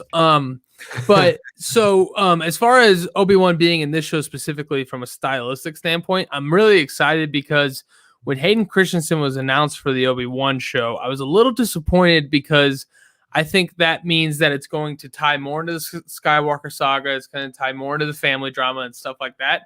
Where what I wanted from the Obi-Wan Kenobi series, which I don't know we're not going to get, is Obi doing some behind the scenes Jedi shit, like some spy stuff, which is why I'm so excited for Andor, because it seems like it's going to be some behind the scenes underground, Star Wars spy shit. Yeah, get Obi-Wan in that vibe, and I'm there. So I just think I think they needed some sort of force wielding character to play a 1, 2, 3 episode role, whatever capacity it is. Obi-Wan to them seems like it fits, and I think the picture will be a lot more clear as we get closer to these shows. But the pieces are coming together, guys. Star Wars is doing it. They're finally doing it, and it seems like they're doing a good job. DCEU, take notes. So one thing I want to say is, recurring character, it's, often play a major role in more than one episode. So I think they have 12 episodes for this. All he has to do is show up twice, and in both times has to give an important piece of information. There might even be an entire episode focused on, I see it as, we're not going to find out Obi-Wan is Obi-Wan until 8, 9, almost near the end, because they're just getting information from a source. They don't find out the source until it's like, oh my god, you're Obi-Wan Kenobi, and he's like, who? Not enemy, that's that guy. I'm going to call you Ben. Yeah. We find out how we got the name Ben. Yeah. Well, you know why, right? I don't. What is it? Did I miss something? David, do you know why?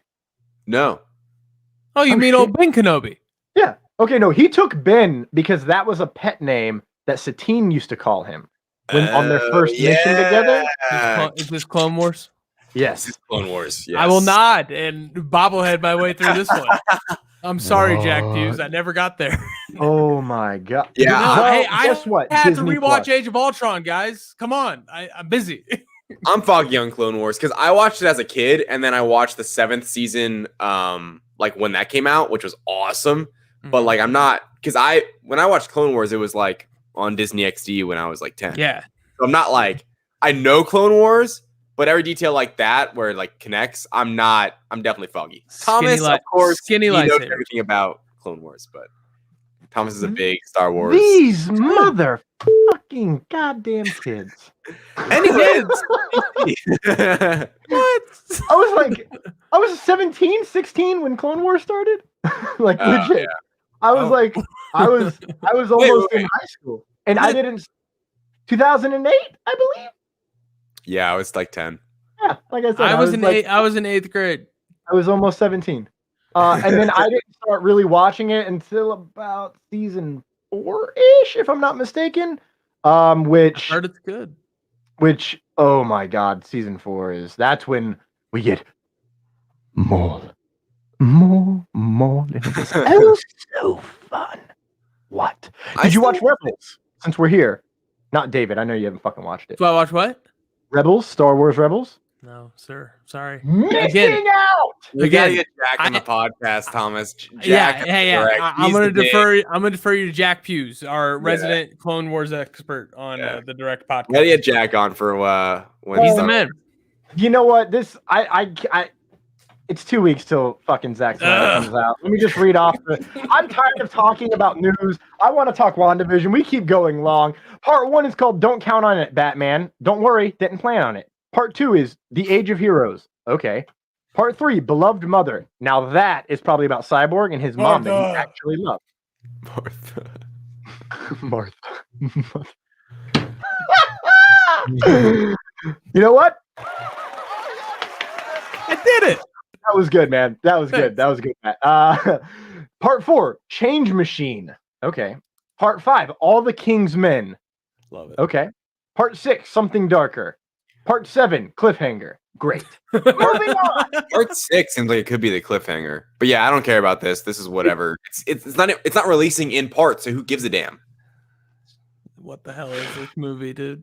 Like, okay, there's a subtitle that's gonna pop up. Thanks. Yeah, no, that bathroom. It's called Bathroom Breaks, David. It's 4 hours. Well, that's what I'm saying. But like it's on my TV. Yeah, but it's also he's doing it. I knew what he was always trying to do. He's doing what Feige did, but in a shorter span. Feige, that's worked so far. Yeah. Hey, I'm not saying it was a good idea. First 3 times. Hey, yo, listen, I wasn't saying it was a good idea. I'm just saying that's what he was doing. You know, come on. You know, you shouldn't have put that eye in. You didn't know where it was at. Like, it was a bad place. Yeah, bad move. Venom and Fast 9, Let There Be Carnage. I said those backwards. Fast 9 and Venom, Let There Be Carnage will both now open on June 25th. I'm going to go see Venom because I don't care about Fast and Furious. David's going to go see Fast and Furious because he likes Fast and Furious. Matt, what are you going to see first? I'm thinking double feature, honestly. Like, I will rewatch the Fast and Furious movies leading up to Fast 9 because I really like John Cena. You know, wait, you like John Cena? Did you know that he follows us on Twitter? I didn't see that. No. Yeah, he just followed us. Our LightsThunderAction Twitter page. He followed us. Thanks, John Cena. Friend of the show, John Cena. Friend of the show, John. When Peacemaker comes out, John Cena, dude, you have all the invites to come not be seen on our show. Right. You know what? Every time we talk about Peacemaker, we should just say special guest John Cena and then just put a chair right next to me. Beautiful. Will it into existence? Yeah, exactly. Yeah. Mm-hmm. Anyway, it's time for an ad break. Oh, what were you gonna say, David? I was just gonna say I'm curious if Venom moves because this is a Fast 9. The news is Fast 9 got delayed to June 25th, which is interesting because Venom was already there, and normally that's not what studios do. They normally play nice in that sense, where they or just don't try to. You want to make the most money, so why would you open up the same day, especially in this new world summer box office where things are unknown? I question if Venom gets pushed now, because maybe Fast 9, maybe them at what were they? Universal has insider information. I don't know, but yeah, if this is how it stays, I will see Fast 9 first because I love Fast and Furious. And I think that'll be a more fun movie. And I'll see Venom second. So yeah, that's it. What if I tell you Tom Holland's going to be in Venom? I will see Venom as fast as possible, Yep. multiple times, Yep. and never see Fast 9 because I forgot it existed. Yep. Boom. Spoiler alert, he's in it. Ladies and gentlemen, we will be right back. We're going to take a brief ad break and hopefully, you know, WandaVision. pay some bills. And then we're going to come back and we're going to talk about all the gloriousness that is WandaVision.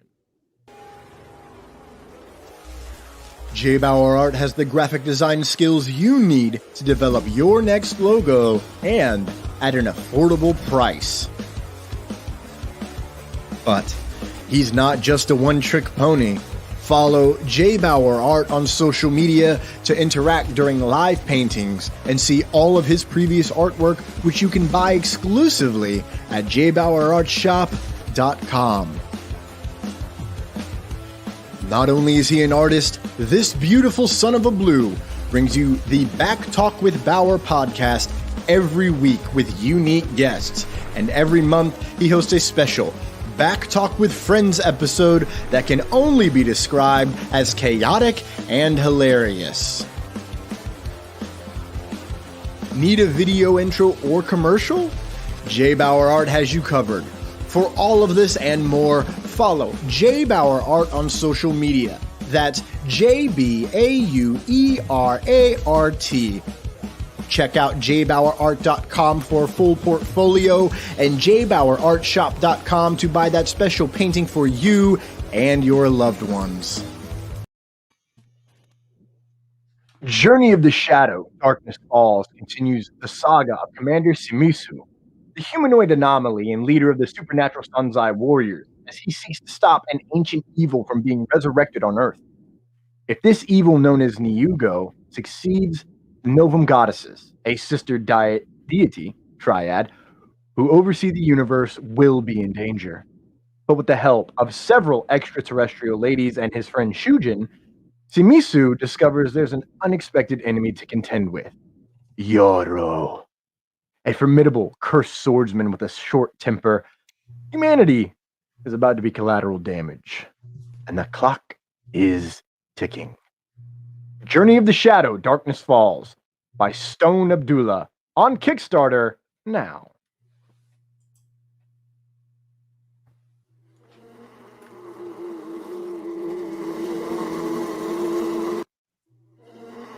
A small town corner has to team up with her ex-fiancé to save her town from a swarm of mutant honeybees. There's action, drama, humor, maybe even a flamethrower or two.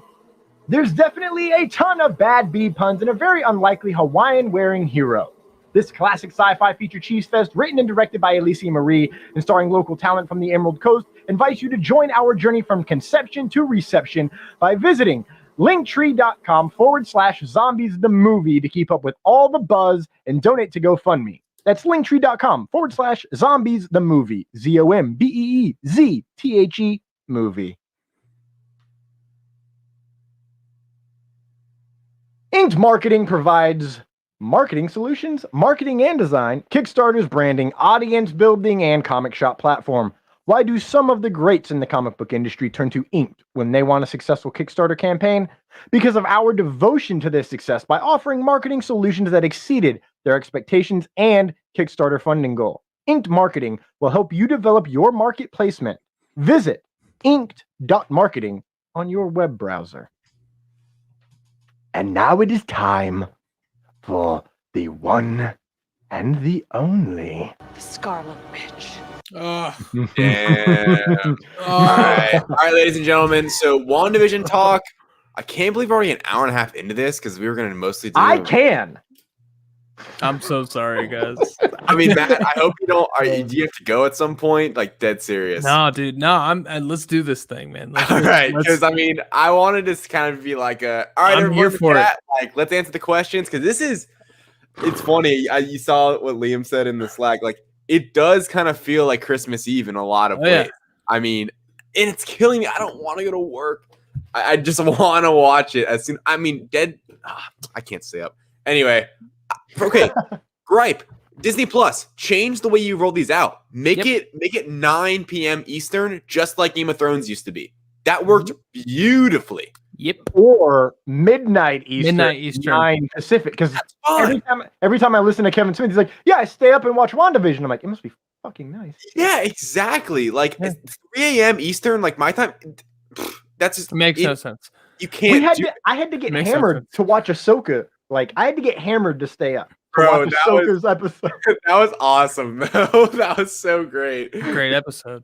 Yeah, me and Thomas stayed up and watched that one. Fuck yeah. That was so bad though, because I felt terrible the next day. Like, please, Disney Plus, and the fact that it's such a fun show to watch together, Twitter. even if it's like online, Twitter, online. Declare. Sorry. I declare helplessness when it comes to these releases because I'm going to have to just go off my phone, get off Twitter, get off Slack, like everything before I watch this thing because I do not want to be even an ounce of spoiled for this finale. And the fact that everyone has to watch it at a different time, it feels like there's almost like this 12-hour period starting at 3 a.m. to like 3 p.m. where dedicated fans that really want to see it fast, that's where, like in that 12-hour period, everyone is going to see it, at least that like really, really wants to, isn't anxious to. But that's just, I just don't like it, man. I wish it would just come out at a normal hour on Fridays. Like make it just Friday nights at midnight or Thursday nights. Midnight Whatever. Eastern. Midnight Eastern, I would be very happy with. Anyway, on to what's actually happening here with WandaVision. So, ladies and gentlemen, sit back. We're going to be asking a whole lot of questions because there's still so many, even though there's only one episode left. We're 8 episodes into this bad boy. It's allegedly going to be 50 minutes long. Let's go. Fingers crossed it's a little longer just because there's so many questions and I can't imagine they answer all of them. And that's one I want to start off with before we get to this big one. I doubt they answer all these questions, in my opinion. I think they save some of these for Multiverse of Madness. You pulling up you showing the... I'm showing them all the questions we have. There's a lot, ladies and gentlemen. For those that can see, there's a lot. So buckle up. Number one, and I kind of did it in an order where I think takes the most precedent, at least in my book. What is Agatha's endgame? Okay, I'm genuinely confused by Agatha. I wrote a big feature article about her origin and stuff, and almost in that, like really deep diving into the character and how she started. It's like, why is she here? Like, what is her purpose? She's not. Here's what I think. My kind of answer. I think she's more trying to recruit Wanda in a way, and makes me confused why she's standing out at the end of episode. Full spoilers, obviously. We have the Spoilers. Yeah, like don't even. We're here. Everyone's here for episode 9, not episode 8. It's all in the past. When she's holding the twins with her little magic lassos, whatever, I'm like, what's she doing, man? Like, I don't get it. She takes Wanda down this little trip, and there's nothing really hostile about it except for kind of, I guess, riling up Wanda in a way. But I see where by the end of this, Agatha could be trying to team up with Wanda, less of trying to kill Wanda because of her curiosity about, chaos magic and her being this chosen one of sorts, which I find absolutely delightful. Even if it's not a mutant thing, which I kind of hope it is, just her being this like one of one witch that had these abilities or had these capabilities and had to have something spark with the Mind Stone for her to reach her full potential, and how she's just one of one Nexus being, let's say. What do you guys think? Matt, what do you think is Agatha's endgame? What are your thoughts on this? I have so many of them, David. Let me tell you. But in the tradition of what we do at the Direct Podcast, as we start talking about WandaVision, nice. Go.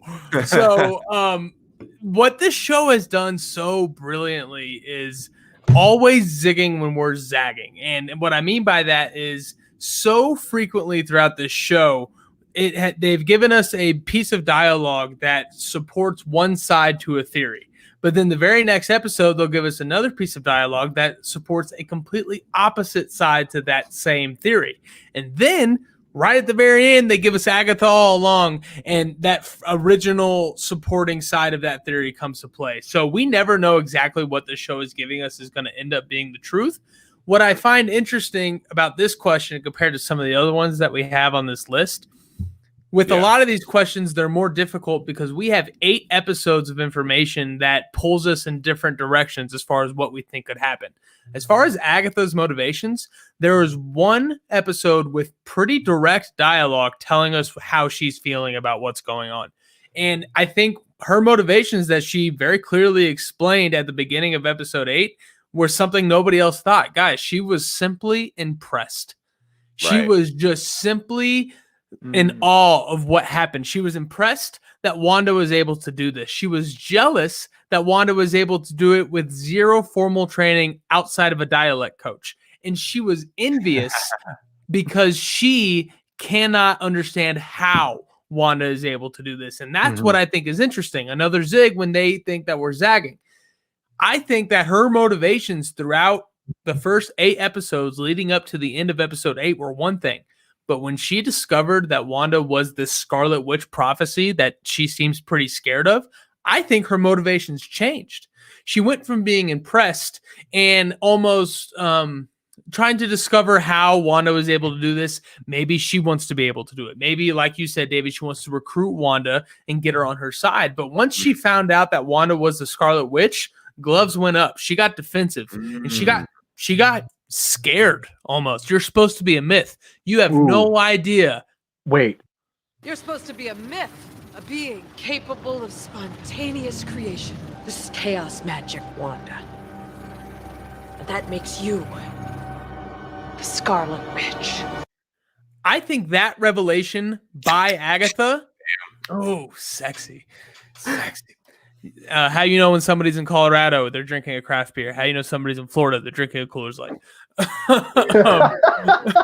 No offense to Florida person. That is, you nailed it right there, my friend. Yeah, I'd rather have Coors Light. But no, I think the Scarlet Witch prophecy changed Agatha's motivations. Whatever they were before, I think it has now pivoted to she is worried about what Wanda is capable of doing to the fabric of reality as a whole. And if Agatha Harkness, the most legendary witch in the MCU, I know it's only been 1 episode, but she's been around for 300 years and she's the historian of magic. She's the Stephen Strange of the witch world that he is of the wizard world. If she's scared, we should all be scared too. Yeah, I know. That brings me up a second question. Is she actually going to become a protagonist moving forward? Is Agatha about to become a protagonist in all of the MCU? Well, I think that question's really hard because it's like, tough one. What is Wanda going to be moving forward? Is a better question to me. And I've been saying on this podcast and other things, conversations, I hope we get WandaVision, at least at the beginning of Doctor Strange, as an antagonist. Because let's face it, guys, how does this end beautifully and happily for Scarlet Witch, for Wanda? There's no chance. There's no way. In my opinion, we're going to get to the question later. The kids do not get out of this. That's just what I think. Vision doesn't get out of this. All this stuff, like, those are my thoughts. And if that all comes crashing down, what I think happens is, so I guess to answer your question, Thomas, I think Agatha will be an antagonist because I think her and Scarlet Witch could be teaming up and it could be a them v Doctor Strange, at least at the beginning of the film. Because if she's on her hands and, this episode ends, she's on her hands and knees, it's over, but she's like, she's super powerful. And Agatha's like, it's kind of like, because of the relationship they grew in the Hex, I could see where Wanda would almost, if now Agatha's kind of turned her, I guess, kind of mood and say, hey, like, just come with me. Like, I can take care of you. Once Vision is now vanished and her twins, let's just say, theoretically, I could see where then Wanda would be willing to team up with an Agatha. And how that makes them antagonist Doctor Strange, I'm not sure. I'm convinced he's going to pop up in this. But I see, and to answer your question, Thomas, I see her being an antagonist. Even though, and I think if they do team up, it will be in that way, not teaming up with Doctor Strange. It'll almost be like they'll be adversaries with him. But those are just my thoughts. Thomas, what do you think about Agatha's Endgame? What do you think by the end of this episode, like, what's her point? Where is she leading to? By the end of 8, you're talking about? No. By the end of 9 or 8 and 9. Overall. Yeah. Yeah, I think once she realized that she was the Scarlet Witch, there is a little bit of like fear and reverie in her voice. And the way she says it, this is chaos magic, Wanda. Word. And that makes you the Scarlet Witch. Like, it's just delivered with like, you have no idea who you really are. Yeah. I want to help you be that. Shout I out think- Catherine Hahn, man. She's Dude, so good. I hope on, she man. dies. I will be pissed because I want her in the future. Same. I need her in Multiverse of Madness. Like, she'd be excellent moving Witch forward. ever die? I still want, okay, we'll get this when we get to the book, but like, I still want her to actually be a descendant from someone who was in the Sorcerer Supreme's field. Like the witch, how she had the crown going on, her mom. Mm-hmm. But it's like, oh, you took a book that was forbidden, you read knowledge, and there's that book missing in Doctor Strange. I'm hoping that all ties in. Yeah. You know, and like she's in the Witches' Coven, and the Witches' Coven were doing something with them, and like, who knows?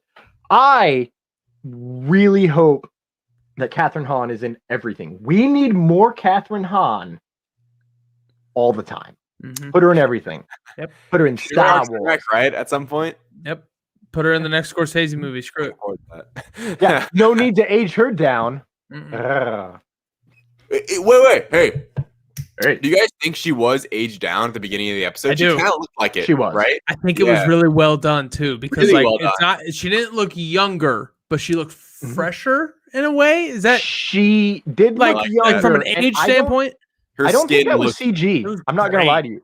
I don't might think that have was CG You think just because pins? it's no, man. You can do a lot with makeup. In all honesty, like Sure. as an actor, Contouring. you know, exactly contouring, and not only that, but look at how it was lit. The entire scene Yeah. was lit. That was very important. Great scene. There wasn't a lot of light going on her face, so it helps hide those things. So Go check out my breakdown of that scene on thedirect.com. On the direct. we have an answer in the comments here. Agatha, this is from Randy K. Stewart. Agatha seems like she saw someone who did something more powerful than she did and wants to learn from Wanda or wants her power. She did naturally absorb others' powers, so she could be trying to get Wanda to attack her to absorb her powers. Maybe it's not that Ooh. she's scared of the Scarlet Witch. Why isn't it me? Why can't I be the Scarlet Witch? And now, because she has the knowledge that the Scarlet Witch isn't some learned, deep-rooted witch who knows everything about everything, she knows that this is a dumb kid witch who doesn't even know a basic spell. This is somebody who is naive to the witch game. This is my chance to kind of finesse it, Wolf of Wall Street style. Catherine Hahn was in that movie too? No, she wasn't. But I was gonna say. regardless, I think that is a big possibility that this is a situation where Agatha is trying to take the Scarlet Witch power from Wanda, whatever that might be. I think the biggest thing that we're going to get in newly classic Marvel fashion, we're going to get the biggest answer in the first 10% of this episode. You know, just like in Endgame where we got everything we thought we were going to get for the 3-hour movie in the first 20 minutes. I think the first 10% of this episode is going to be explaining what is the lore of the Scarlet Witch? What is this prophecy? Why does Agatha know what the Scarlet Witch is? And why does she know that it's Wanda who is holding that title? Jealousy, I think, is going to play a big part of it, but I just can't see a situation where Wanda steps out of this as the overall hero. Obviously, episode 8 does such a great job re-sympathizing us with the Wanda Maximoff character. Like, can you blame her for anything? You know what I mean? She's done horrible and horrendous things to towns of thousands of people. Don't really blame her that much. It's that she broke down. Agatha is, I think, going to try to take advantage of that. Antagonist, protagonist, I don't know. But mentor, helping Wanda capture this power and wield it in a certain way for wrong reasons or right, we don't know yet. I think that could be an approach that she's trying to take. I just know that there is 5 superpowered players on this board right now. Agatha Harkness, Wanda, Monica, and both Visions. We're gonna get this action scene we've been waiting for, guys. And I just think that The fact that they're going to be able to have planes of action within the small town of Westview is going to be so cool looking. I think I'm so excited for this neighborhood brawl. Honestly, I love what you guys just said. Like, I love everything you said. David, what happened to you? David, oh God, no, David, he's dead. So I have glasses. I have big brown hair. I can take over for David's role. So you know what, man? You're right. Let's give you David's spot. So let's move on to the next question. Moving on, yes, because I'm in control of everything. Will we find out who the engineer is? David, we decided I'm taking over your role. I'm a Colts fan. I have the glasses. I have the hair. I think I just fit. You know what I mean? I mean, that works for me. Can you guys hear me? Yeah, Yes. we got you, bub. Okay. Whatever. My headphones is doing the thing. I don't need them anymore, I guess. Nice. Kind of like Captain Marvel's chip falling off her at the end of that movie. You don't need it anymore. You guys are just coming out of my speaker now. Something's going on. No Anyway, reverb on guys, our amazing. end. We're good. All right, sounds good. Will we Will find we out? find out who the engineer? Oh, I thought we were going to do it at the same time. Damn it. I wanted to point out before everything went awry for me, before I blipped out real quick, Kevin brought up, please explain white vision, please. We will get there. Yeah. We will get there. Kevin. So stay tuned. Will we find out who the engineer is? I do not think we will in episode 9. That is my short, sweet answer. I like how I'm now in the Matt position, fully taking where Matt is in my role. What are you guys' answers? This is my favorite for one of what I expect to be 2 post-credit scenes in episode 9. I think if we were to rank what's going to happen in, I think we're getting 2 post-credit scenes. They've conditioned us the past 2 weeks to think about the post-credit scene. So now I think they're going to double up. So if we were making a list and putting odds, I'm putting who the engineer is as my number 1 favorite. And as far as how that's going to look and feel, I think unless it's a character we've met before, which is probably the most likely, if they're introducing a new character, there is only one character and one actor who can show up on screen with 0 explanation, and we all know exactly who it is, and that's Johnny K as Reedy Rich. So yeah, that is what I want more than anything in the world. Post-credit scene, I think we do get an engineer look, and I also think that same post-credit scene will act as our Captain Marvel 2 tie-in that Monica is going to be sent off with. I mean, Monica needs to be pushed forward at some point in this episode. I think it makes perfect sense for it to be a post-credit scene. Think Civil War with Black Panther and Spider-Man. Those were the 2 post-credit scenes pushing forward into their movies. I think Monica gets one, and I think we meet the engineer there. What do you think, Thomas? I think we will find out who it is. Short and sweet. Yeah, we're going to find out who it is. She is still in the Hex. Oh, and she looks great too. She was last seen snooping because Snoop is gonna snoop. So she's there, and now they're about to. It looks like they're gonna fight in the street. She ain't gonna sit around for that. No, she's Monica Rambeau. She got powers. Lieutenant Trouble. She is now Captain Trouble upon your asses. She's gonna come up there and be like, "Hey, Captain Trouble, what? Let's go!" And you know what? Actually, talking about absorbing power, I'm pretty sure that she absorbs energy and reconstrues it and puts it out. So if they attack her, like Wanda did, I can't wait to find out, dude. But predicting a line from Captain Marvel 2, Brie Larson calls Teyonah Parris, Paris, right? Yeah. Brie Larson calls Teyonah Parris, "Oh, hey, Lieutenant Trouble," and she goes back to Captain Trouble now. Boom! That'd be epic. And since she is a captain, she can take over the Captain Marvel role, which she does. is very. When they get on screen together, it's going to be just electric. I'm so excited. Dude, I'm ready to see the follow-up to when she seemed a little disgruntled when they brought Captain Marvel up, I know. I mean, that seemed like just the hint at where was she when her mother died, and maybe something along those lines, or maybe she wasn't there that often the last 20 years or so. Maybe she never came back to Earth. Yeah, who knows? There was something like maybe she... Yeah, literally, that's a good thought, Thomas, because it could have been, oh, I always heard about her. My mom always spoke so well about her, but like, where is she? Like, where has she been? All this stuff. And then obviously her mother has passed away now.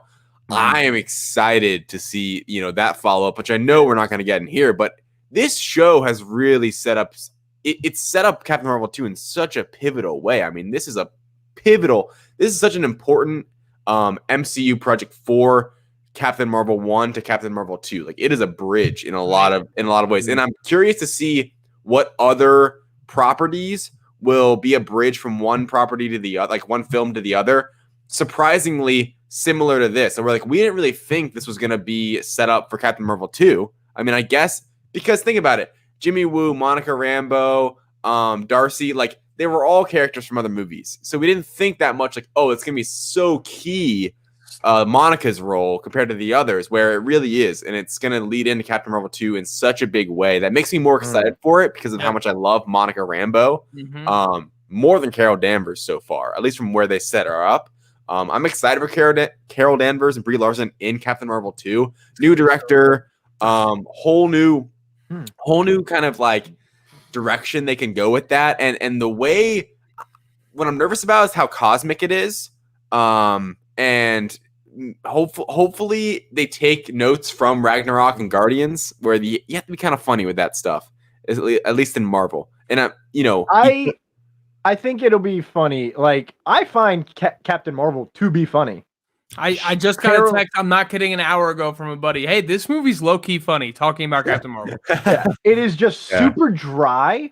Like, if you don't enjoy dry-ass British humor or, like, Taika Waititi's early stuff, you're probably not going to laugh in Captain Marvel. But, like, I thought Captain Marvel was hilarious. And I loved that movie. I think I'm the only person who says it every time that I love that movie.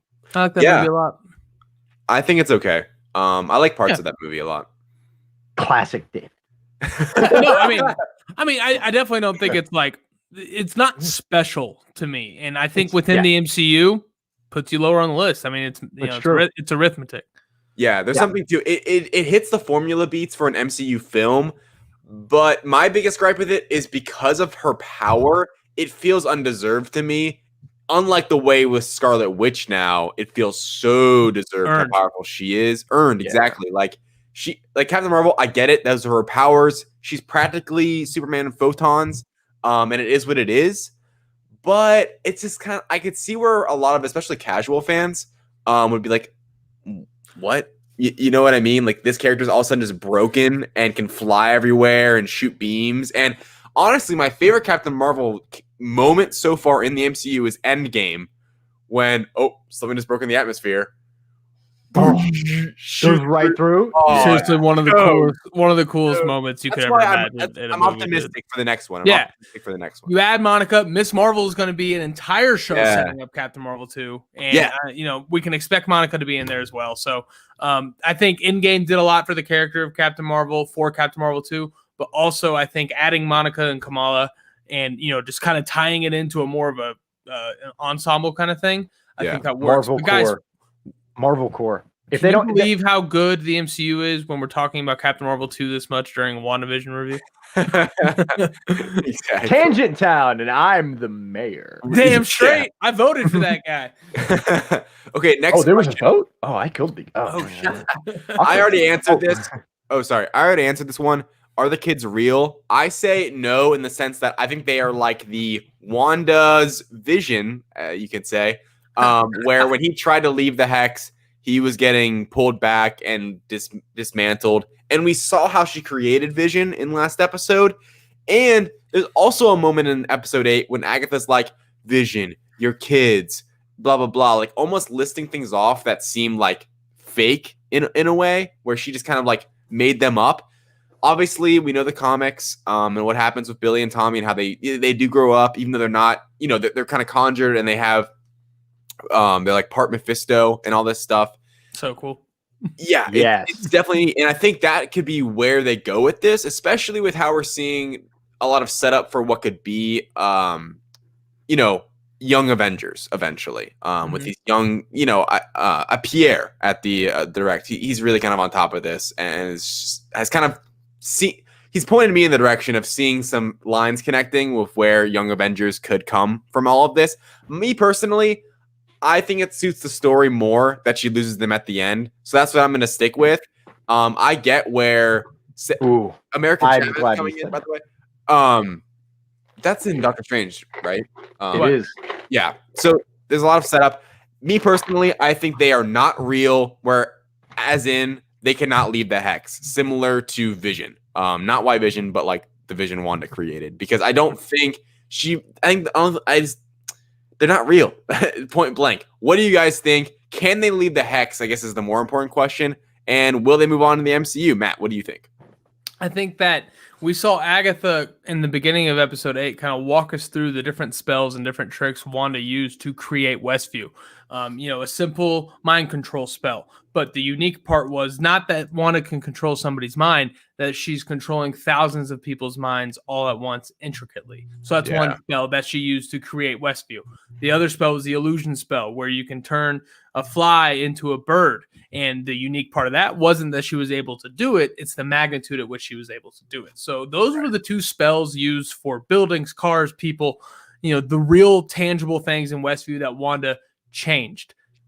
But there is one more spell or ability that Agatha pointed out that Wanda is capable of having. It's in that sound clip.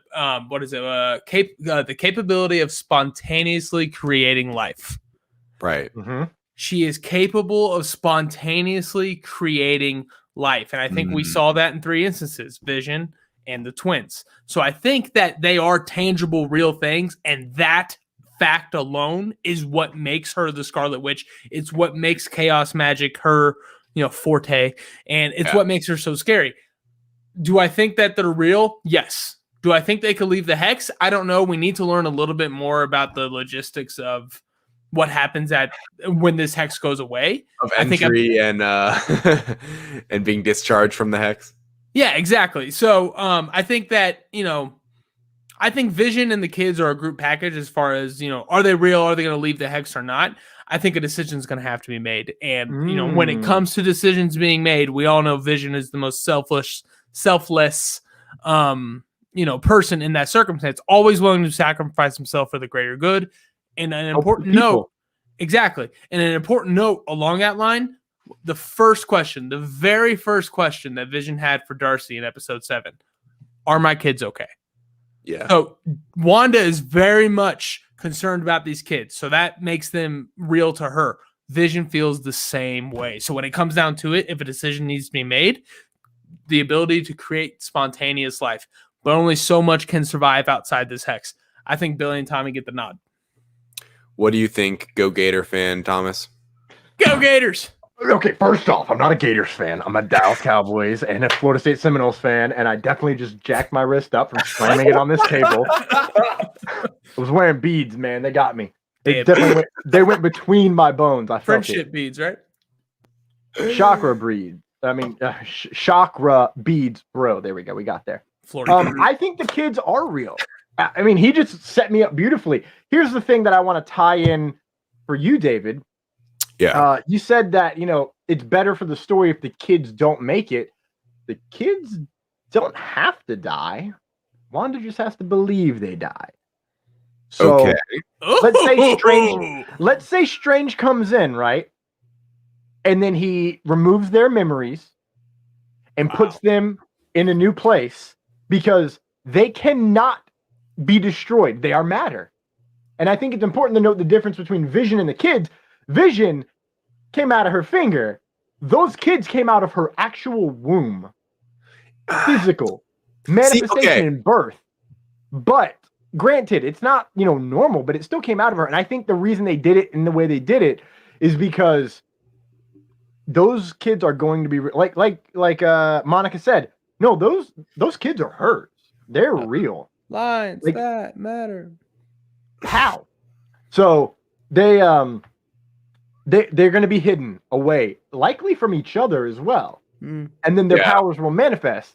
I like that. And then they will be the reincarnated versions of Billy and Tommy, aka Wiccan and Speed. But in reality, what they will be is once they have their memories removed, spoiler alert, then they're going to be two entirely different people who end up having this connection through the greater force of chaos magic. I have a counter before we move on to the next question, is that in my head, to what Matt said, how she can create life, to me, how's that different from how she created Vision? I get what you were saying, Thomas, how it is different.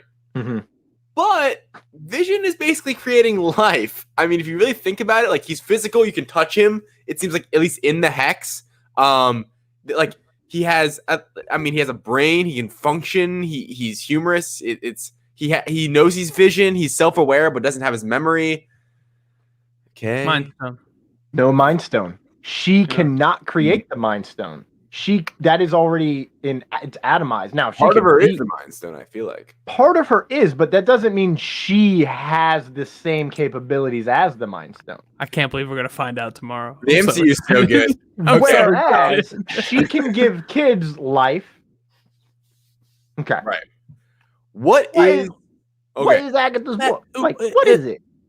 I don't have a great answer for this. I hope it's one of the books that what's the oh my gosh, the antagonist in Doctor Strange. What's his name? Caecilius. Oh, Caecilius. Matt Mikkelsen. Matt Mikkelsen. Yeah, thank you. He steals a book, right, in that film? Yeah. Well, No, pages, he has one of the books. Page from a out book. of a book. Pages out. Of a But book. we see that room with all the books in them. Yeah. The I forbidden like text. I like the idea that this could, because in episode 7 they focus in on that book, right? That's why we're asking this question, guys, ladies and gentlemen, watching, listening with us live and later. The thing is, they focus in on that book for a reason. I know there's a thing called the Darkhold. The Darkhold, and it would be a spit in the face to Agents of S.H.I.E.L.D. if this is now the Darkhold, because they had their own Darkhold version and that. So people are like, is it the Darkhold? If it is, then it's the new version. But I like to think, because I like when everything connects, and that's what MCU does so great, is if Agatha stole this from, Doctor Strange. Yes, exactly. She already has a connection to him. Right. And what if Doctor Strange shows up, she is already knows, and maybe she's like, oh God, like if he shows up, she's almost like scared. Like, I took the book, like maybe he's looking for her.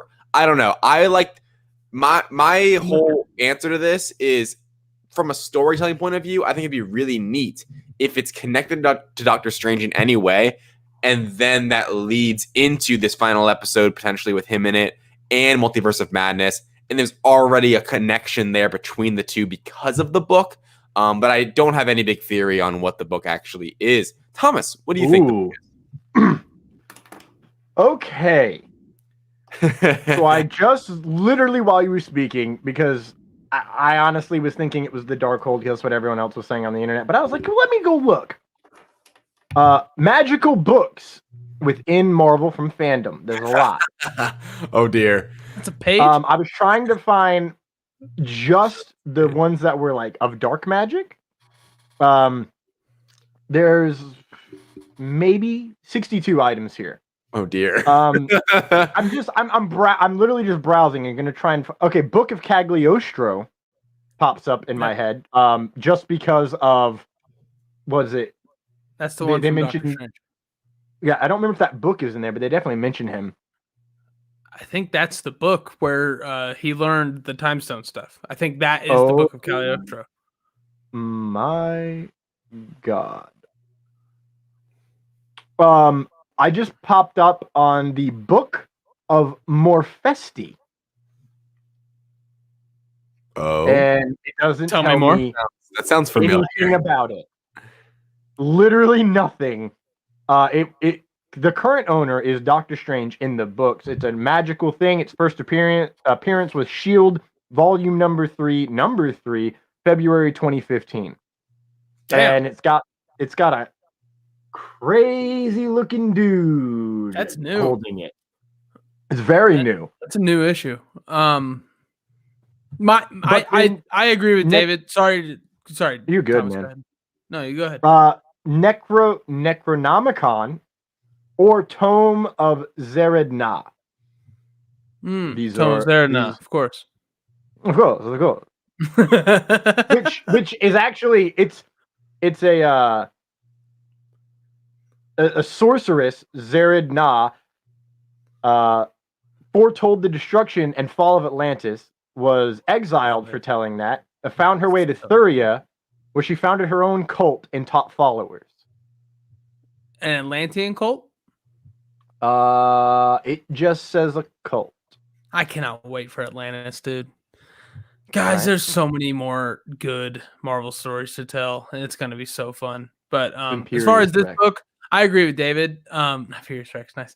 I think I agree with David completely. I think this will be our Doctor Strange tie-in. Obviously, Doctor Strange has his ear to the ground on this whole situation, but I think that book specifically, back to my post-credits favorites list, I think this is also on there as one of the contenders for a post-credits scene where Sword, whoever is looking through Agatha's cave at the end of this episode, collecting stuff, a lot like Loki at the end of Thor, the first one, where, that's interesting. Doctor Strange. That's what the luck. There it is.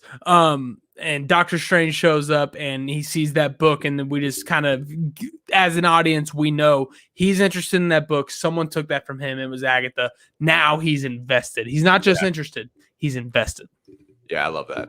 Thomas, read this next question for us. Will the real Vision please stand up? All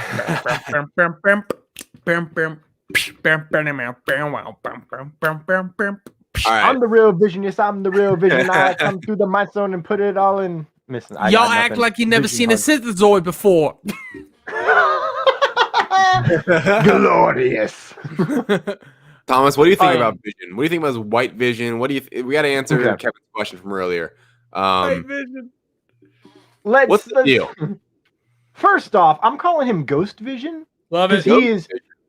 Because he is going to be a ghost of his former self, right?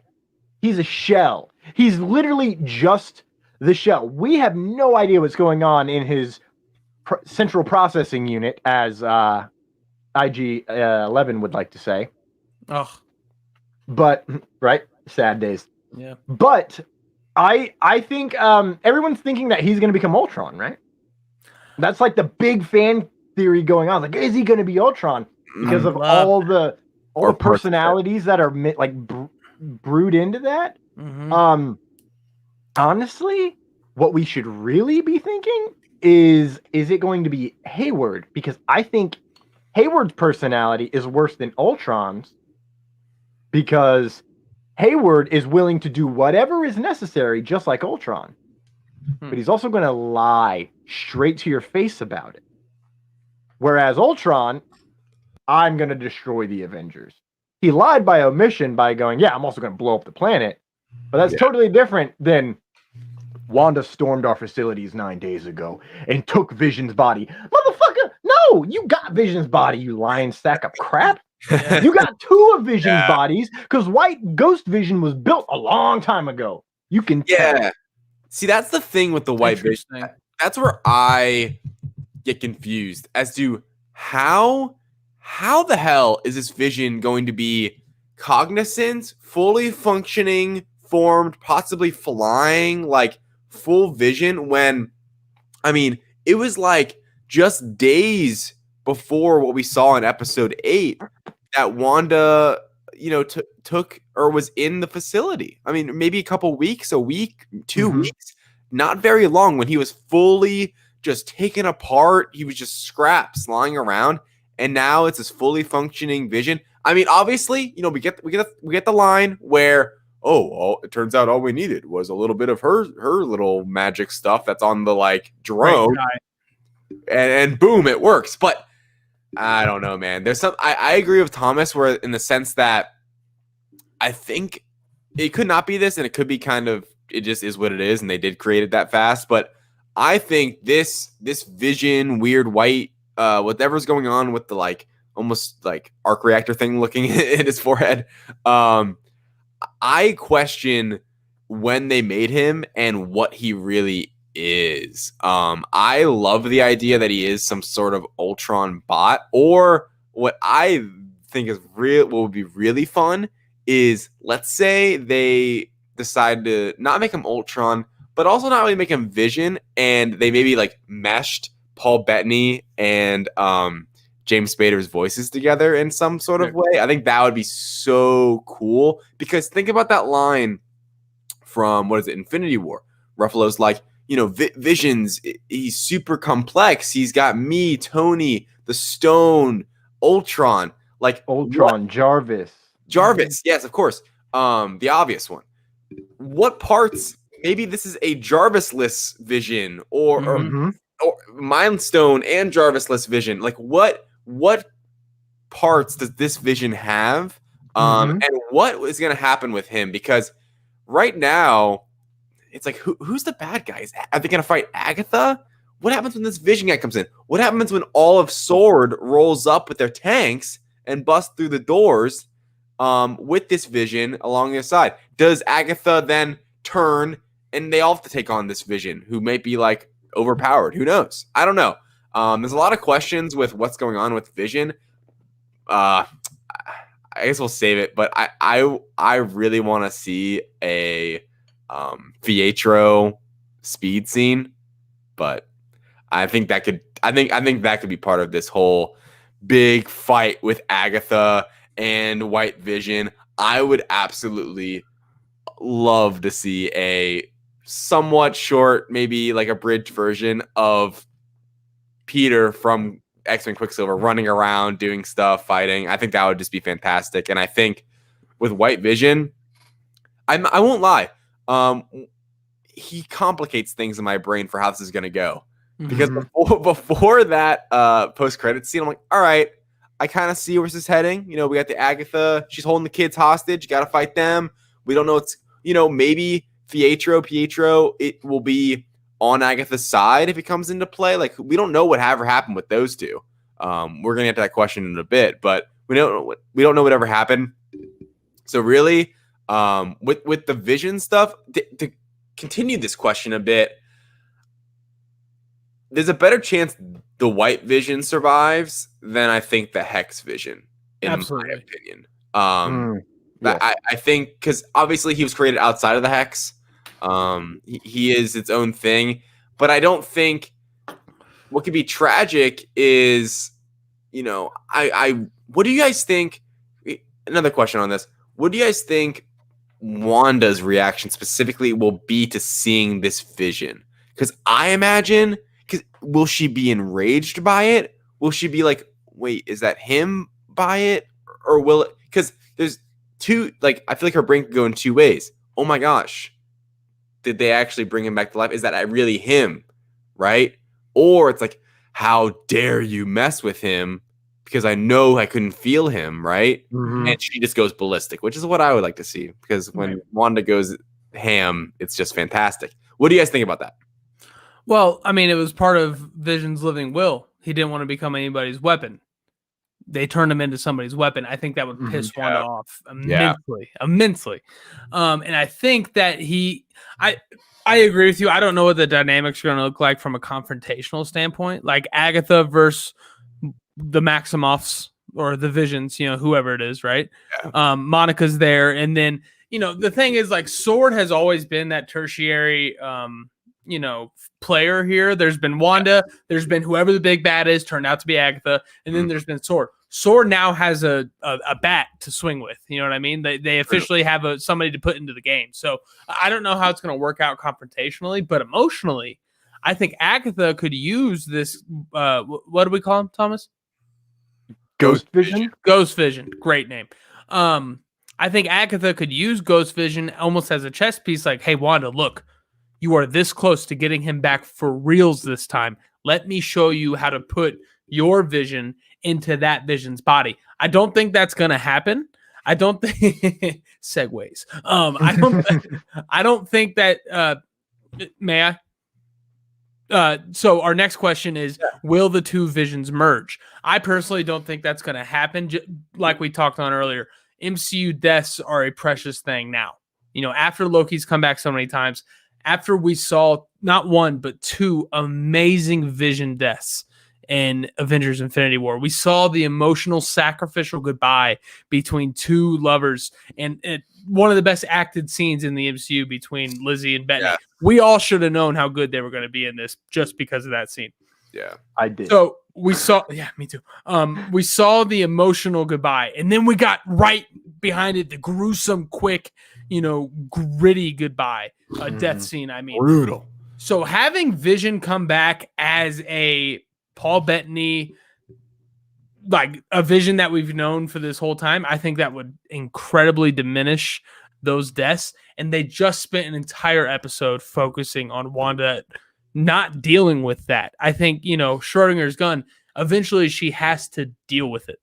Yeah. So I think if they bring him back as the Vision we know and love, it would kind of diminish episode 8, which is, my favorite episode in the series so far. So I don't think they're going to do that. But the idea of that, I think Agatha could use that as a chess piece. And then Wanda deciding not to take that option because she knows it's wrong. That's how she metaphorically gets over that loss. Right.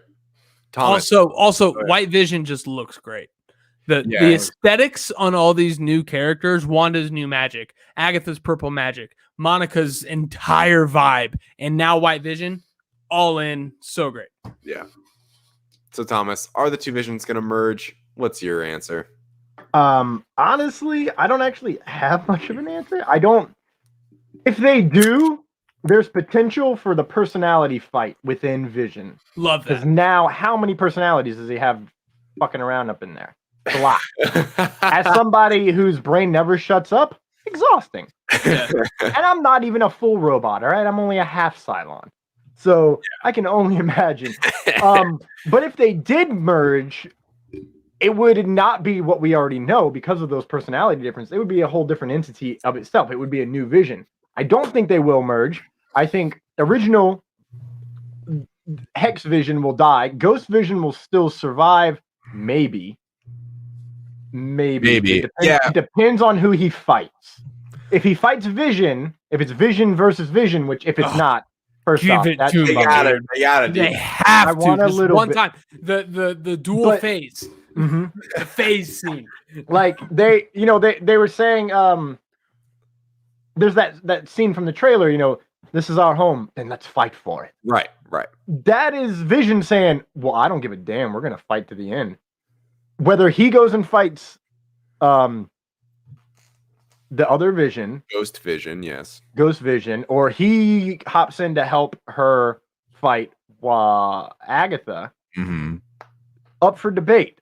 However, if Monica fights Vision and that's sword versus sword, that is where I want Vision versus Vision, but I want Monica Rambeau to dismantle Vision with her bare hands. Monica versus Hayward is what that would be.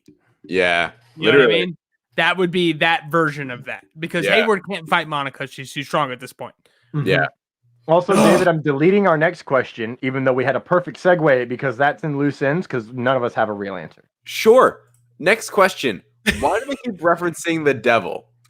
Mephisto, whatever you want to call it. I don't have a great answer for this because Matt, like one of my students. Yes, Matt, you go. Jack Schaefer loves fucking with us. That's why they keep referencing the devil. It's so true. Go ahead. I was just gonna say, it seems like Marvel, Jack Schaefer, Kevin Feige, they knew at some degree what we were gonna think in some of these episodes, what we were gonna theorize about, and keep teasing us with it without really giving us it, but making us go crazy and building the hype, which makes me so confident with the rest of Disney Plus shows, how they're handling this channel and building the hype and giving us what Feige said the opening of this when he was doing press for WandaVision, that mini week to week build up like there is movie to movie. It's super mini, it's super small, but it's still there. We're still doing this. And I mean, this is for the finale, but every week sitting here talking about it, like writing a bunch of articles about it, there's something special. Thomas, do you have an answer to this question that's a little more specific? Or no? I honestly think it's because they're setting up a reveal. Like, I really do. You know, she talks about Ralph and the date that they were married is June 2nd. That's the same date that she killed her mother. What? Yeah. Go back to episode 8, watch the beginning, look at the date it says. It's June 2nd. And that's the same date that she was accused of reading something that is not supposed to be read. So she was married to another entity, a darker entity, who looks better in the dark. And we never see. Is that maybe the devil? I need you guys not to tell Liam any of this. Why? Because out of a loop. Mr. Mephisto, man. And that's the thing. Gotcha. And that's the thing. Like for whatever reason, they knew we were going to be so hung up on the Mephisto stuff. And think about it. Every single week. The mailman's Mephisto, or the rabbit's Mephisto, or the cicada's Mephisto, or Ralph is Mephisto, or Dottie's Mephisto, or Agnes is actually Mephisto. Plot twist, they knew, and I think it would just be so smart to just totally just blackball it altogether. But that date connection brings there are no accidents in the MCU. Yeah, and I don't say that to diminish all the devil nods, but I do think it was a misdirect. And in this show, as I said earlier, the king or queen of misdirecting. Like they have us, they have our heads pulled so many ways. Thomas, you just blew my mind. This leads to our next question. Where the F is Ralph? Here's my. I was about to be like, moving on because we can move on. My answer is I don't think we get him. At all. I think it may be hinted at, but I think that's it because I read in the comics, Agatha had a husband that you never see in a panel. So I think it's another little tie-in tease like that. Yeah. I think it's very similar where that's how the MCU does it. They take little bits, and in some ways it's like this. It's a fun little detail that they use in their own way. That if you do any research and you know anything, it's like, okay, that makes sense, and that's a fun little Easter egg almost, or tie-in to the comics for someone who's actually read them. Next question. This is a hard-hitting question, man. Stop. What is the deal with Pietro, which I love that name, and Monica? I guess who is Pietro? Yeah, that's the bigger question, right? Evan Peters. Yeah. Thank you, Matt. But why Evan Peters? That's the bigger question is why Evan Peters? Because I'm not going to lie. If it's at this point, I wrote an article for the direct.com. The direct.com. Yeah, the direct.com. Like a month ago or so. And it was some quotes from Jack Schaefer. And she was saying she was kind of recollecting a conversation she had with Kevin Feige about how Evan Peters has always been on board to join in, and they had this idea, and Feige basically said, yes, if it makes sense, if there is a purpose, if there is a meaning. And that means having Evan Peters as the character should have some sort of meaning to it, why it's him. So we have to get an answer in this. I have to believe there will be an answer in this because that is a direct quote, and I know Feige, like you said, Matt, the MCU doesn't make mistakes like this, and this is huge. I mean, I think we're already kind of forgetting about it, how just massive this could be for the future of the MCU if this is a multiversal deal. And I'm not gonna lie too, I am kind of frustrated if this isn't multiverse, that we've now been teased twice. Yeah. About the multiverse in the MCU and not gotten the actual thing when we know it's coming for a fact. There's no possible. It's ironic too because what are the two teases that we really got? Spider-Man, which will have Doctor Strange and tie into Doctor Strange, and WandaVision, which will tie into Doctor Strange. Multiverse of Madness. The multiverse trilogy. They're jerking us around. Yeah, and the fact that we got a kind of half-assed explanation this episode, this past episode with Agatha being like, "Oh yeah, like I needed someone." What even did she say? I don't remember. Where She, I just rewatched it a couple hours ago. So, Yeah. she basically said, Pietro or fake Pietro, that was me. Well, not technically me, just my eyes and ears. So Yeah. she implied that she took over someone's body. And the reason she couldn't get Aaron Taylor Johnson's Quicksilver is because necro something, whatever she says, I forget the exact word. That's a lot more difficult than just taking over somebody's body. Necromancy. Necromancy. Yeah, like making him a zombie. Yes. That is much more difficult than just either like manifesting an image or mind controlling somebody. So she left the door open for basically what she said was she picked someone to mind control and act like the Pietro that Wanda knows. Yeah. But Wanda fell for it. That doesn't mean it's not Foxman Peter Maximoff. I hope it is still, man. I really still hope it is. Even if it's not, my question is, will Wanda make Pietro a real boy? Like, let's think about this. If going through that barrier a couple times gives you powers, what's to say that being given powers inside the hex can't leave the hex when you're done? Yeah. Real boy Pinocchio? Mm-hmm. I got no strings. There are no strings on me. Kid. Thomas, we're right here. Bottom line is this show keeps making Ultron even a better movie. Wait. Don't get me started, David. Who? What about that? It makes who a better? I got one thing on Pietro. Yeah. I am about as big of a WandaVision stan as there can be. Like I do have a hard time pointing out any faults in this show. I really do. Like the only complaints I've seen about this show on the Twitters is, fan theories that have gotten out of control. And now we're just like, we want it to be what we want it to be, which we're hurting ourselves. Exactly. But the Ralph thing, kinda, but the Pietro thing, definitely. Those are two things that, for me as a WandaVision fan, I need those at least referenced. It doesn't need to be anything spectacular. If it's not multiversal, fine. I need to know why Evan Peters, though. You know what I mean? We got the kick-ass. We got the kick-ass line. I need to know why it's Evan Peters. And the interesting thing is, when Evan Peters showed up and they didn't play Sweet Dreams, which was a crime.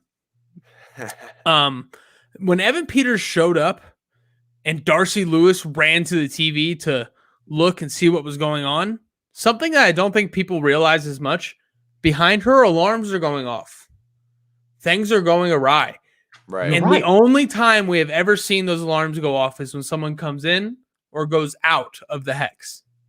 So, in my opinion, when he showed up and Darcy ran over that TV screen, somebody had just penetrated the force field.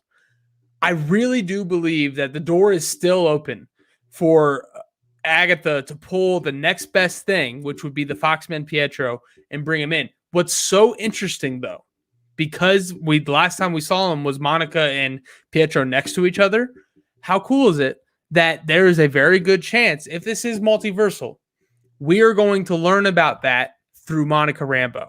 Woo! Monica Rambeau is getting so much shine in this show. If she's the one that discovers the multiverse, that'd be crazy. Captain Marvel 2 is going to skyrocket up all of these lists, guys. Like, and then we're going to get a freaking Spectrum movie. And the show has done so much outside of Wanda and Vision. It's just mind blowing that we can have these conversations in the 12th hour. This show comes out in 5 hours, guys, and we still don't know. That's amazing. That's all I got. And that's all I got to say about that shit. I don't have much more on this one, Thomas, honestly. All bases. He has powers.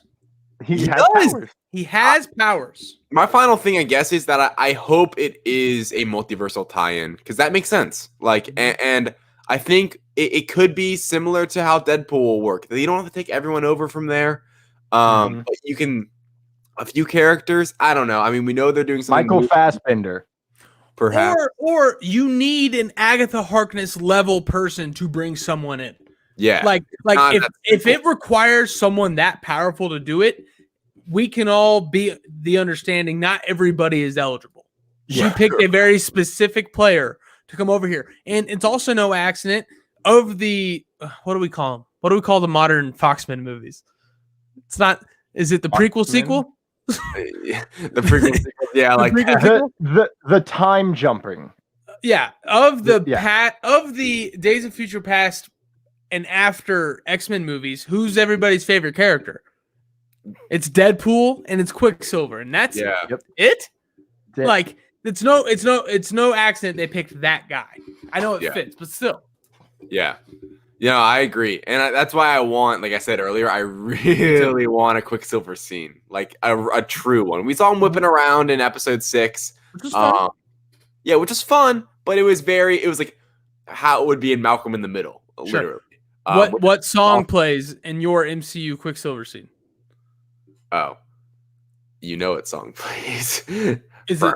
Oh, a different song? I mean, it would have to be, right? Like, it can't be Sweet Dreams or Time in my the Bottle. head, it's Sweet Dreams, yeah. We're set in the 2010s. Can I pitch one to you? Yeah, let's hear it. Around the World by Daft Punk. Oh. The vibe's there. The time period's there. Dude, if we get an actual scene like that, oh my god, that'd be amazing. This next question, I have a clear, definitive answer. Will Doctor Strange appear? Yes. Period. Point blank. I am like 100% locked in he appears. It makes so much sense. I think this has been the reveal since the beginning, and I think a part of what you were talking about earlier with the fans hyping it up so much, making it's not the sexiest pick. It's not Magneto. It's not John Krasinski as Fantastic Four or as Reed Richards. But Doctor Strange showing up is fantastic. I mean, it would be so interesting to see him. Yeah, like it's good enough, guys. Like out there on Twitter, like it's gonna be amazing when he does.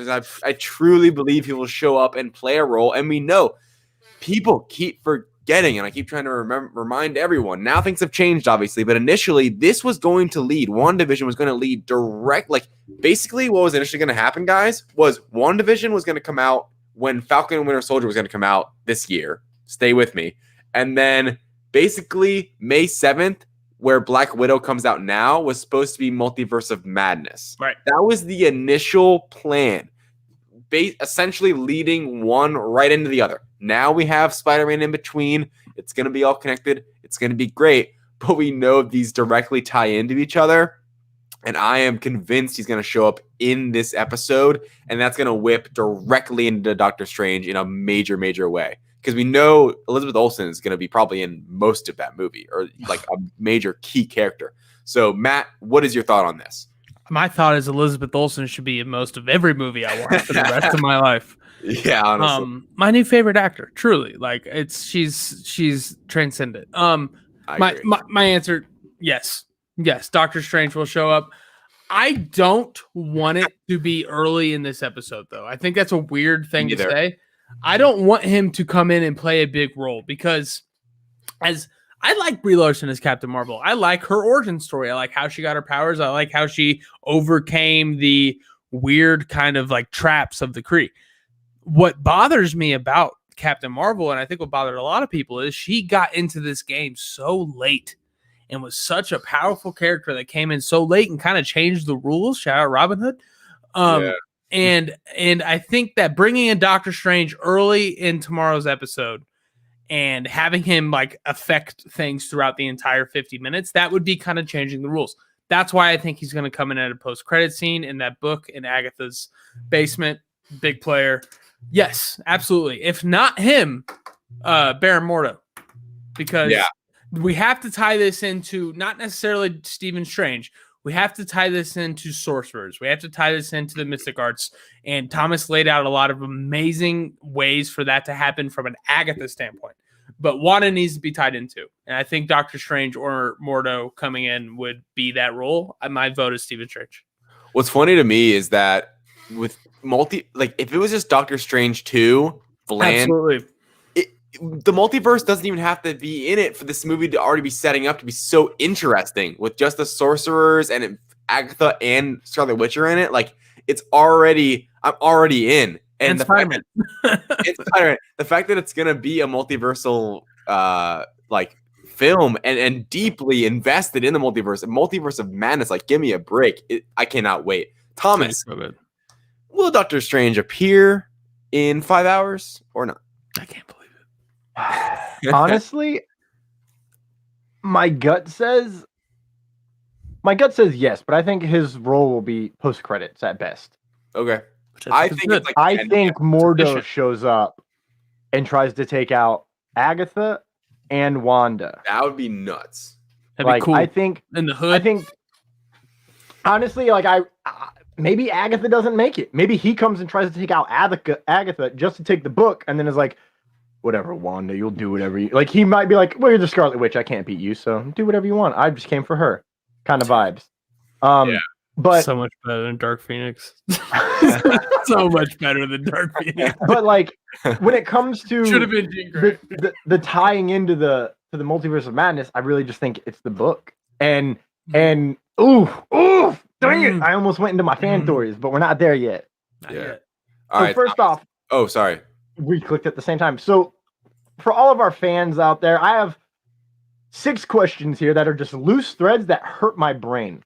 Why won't the boys do what Wanda wants magically? What is the actual purpose? What is the reasoning why they are not controlled by her magic like the stork, right? Anyways, what did Agatha spray on the boys? It sure as hell wasn't lavender, because right after, they aged themselves up. Didn't happen on accident. What's up with the Yo Magic commercial? Now, you were talking about nothing being on accident. Someone is feeding off of Wanda. Is basically the gist of that commercial, right?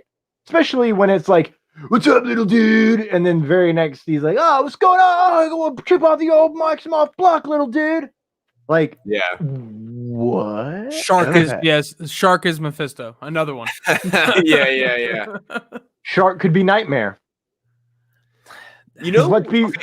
Okay, hold on, real quick. Yeah. Yes, it could be Pandora's Nightmare. box. We did, because let's think about what would draw Nightmare to Westview, right? Is it Wanda, or is it the thousands of people who are living a literal nightmare? That. Moving on. No, I had one quick note. You know what's interesting? I think anyway about the connection of WandaVision is Spider-Man and Doctor Strange, right? Mm-hmm. And a little bit of Loki, we've been told. And a little bit of Loki. We don't quite know yet. Not official. Mephisto and Loki calling it. Richard E. Grant, also Loki, and also Mephisto calling it. Loki kind of fits into this, what I'm about to say. With Spider-Man and Doctor Strange, there's no confirmed announced villain. Mm-hmm. Typically, when you're teasing, for example, Thor, Love and Thunder, Thor the God Butcher, you hype up a movie with the villain, the main antagonist. Exactly. You say, hey, this is the movie, and we're going against this person. Get hype. You know this guy from the comics, blah, blah, blah. In both those films, Spider-Man and Doctor Strange, there's no like, hey, that's the bad guy in that one. Get ready for, whoever them to fight against. No, there's none of that.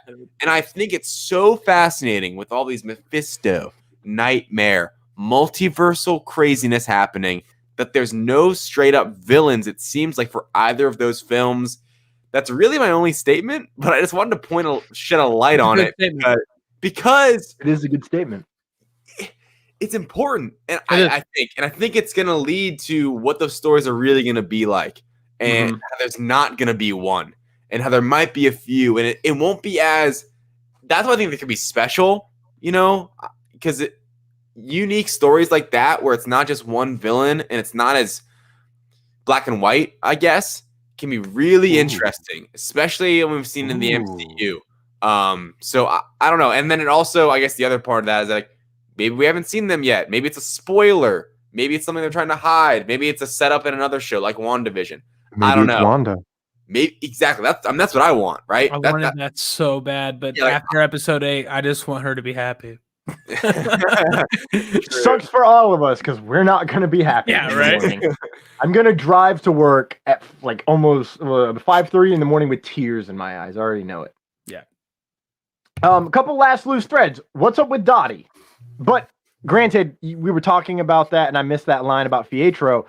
I think Dottie was being controlled, aka eyes and ears, from Agatha. I like that. Because I watched for the tells. I Sure. think Mr. Hart was also eyes and ears for Agatha. Then we had in episode 2 would be Dottie. Episode 3, it showed that she woke up. She had woken up Herbie. Sherby, my old friend Sherby.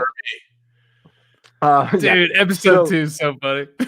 No, I didn't have my sound effects. No, God. No, Thomas. Flush! There it is. It's my That's our new sound favorite one. So So good. I think that Dottie was just Agatha. So I answered my own question. What's Hayward's motive? I left this as the last loose thread because I don't have any answers and we don't have time. What? I have thoughts on a couple of those. All right, Oh, Matt, shit. you go first. Okay. You're our guest. Just real quick with Dottie, I think Dottie is on. She's my odds-on favorite for the missing person, and the only reason I believe that, is because she did play a pivotal role in the first in episode 2. Really, that's it, right? Yep. Yeah, but it was a pivotal, weird role. Yeah. But I mean, it was substantial. Like that was the most like crazy scene, other than the beekeeper scene from episode 2, was the Dottie scene. I think she's the missing person simply because her picture and name and all that stuff isn't on the board. Mm-hmm. Agatha was on the board, no ID. Right. Different. I think Which Dottie now- not being on the board means they couldn't find who that is because when they type in Westview, she doesn't pop up. I see what you're saying. That is Yeah. brilliant. And I also and- like that actress a lot. Yeah. Me too. I I wanted her to be. I really Mephisto? want her. No, no. Emma Frost. Oh, she looks like Emma Frost from the Foxman. Guys, Emma Frost is Exactly. going to be Jean Grey. So much better than Jean Grey was Jean Grey. I'm so excited. my thing is with Dottie is in all of this, right? Loose threads, all questions. This show's gonna be not that long. This episode, at least, like where all these could be answered in a concise way. There's gonna be a lot of fighting. There's gonna be less exposition, say in an episode 8 that we just got. I think anyway. I think we may just never know about Dottie. I personally think that this could be. I said at the top, some of these won't get answered. I think the Dottie thing will be one that's just like she was in that one episode. She played that part. But we never learn more about it. I hope I'm wrong because I always wanted to learn more, know more context. And I also think some of these could be answered in later projects. Sure. I think they're setting up Wanda for something really big in Doctor Strange. But they also said that Raimi's making the movie so you wouldn't have to see WandaVision. They say that about all of these movies, though. Yeah, but They say that about you'll know Avengers so movies, much which is more. stupid. And sure, you could walk into a theater and enjoy Doctor Strange and think, "Oh, I knew everything just happened," and not really know like half of like the context behind what just happened, and still enjoy it. But on Hayward's motive, that's the one I actually wanted to kind of point to really quick. It's been a big question. Is Hayward a bad guy? Is he just a dick who is really for the good of, humanity or whatever? He's a guy who survived, he lived those 5 years when everyone was gone, right? He took over a sword. I mean, I'm still of the mindset in a way that he's not fully bad because that's so boring to me, right? This character, like, he'd be so boring if that's it. He's simply just the bad mustache twirling dude that's in charge of this big corporation, right? Or organization. And he's trying to mess up Wanda's hex or Wanda's vision, let's say. Hey, nailed it. Yes, thank you. I just don't like that. I hope there's something deeper with Hayward that comes out in this episode. And I think it might. And there's been some weird moments, especially in episode 8, how hands off and kind of welcoming he was to Wanda in some way. Like he wasn't. He understood in some sense. He's like, let it happen. Like when she breaks in, it's like whatever. Like let it happen because she knew he knew for a fact he wouldn't be able to feel her. He knew or feel him. Sorry, like he knew that he wouldn't. I guess he assumed that she wouldn't take his body because she would realize he's dead because he's so like hands off. Lets her go in there. Doesn't want her to, but once she breaks the glass, he's like, whatever, guys, like lay off. So I don't know. I personally, what? Is that how you read that scene? How do you read that scene? How do you read it? Oh, he's baiting the shit out of her. But Like, it's look at his also- face when he says certain things. He's like, he's doing it specifically like behind her back. Right. So you can tell he's saying certain things like, I don't know how this is gonna go over, but I can tell she's on the edge, and I want to know what happens if I just push. Wow. And let's think about it. Let's think about what he said. All we needed was a little bit of energy from the source. Maybe he already thought that years ago, and now that she's back, he's like, "Good." Let me point something out really quick.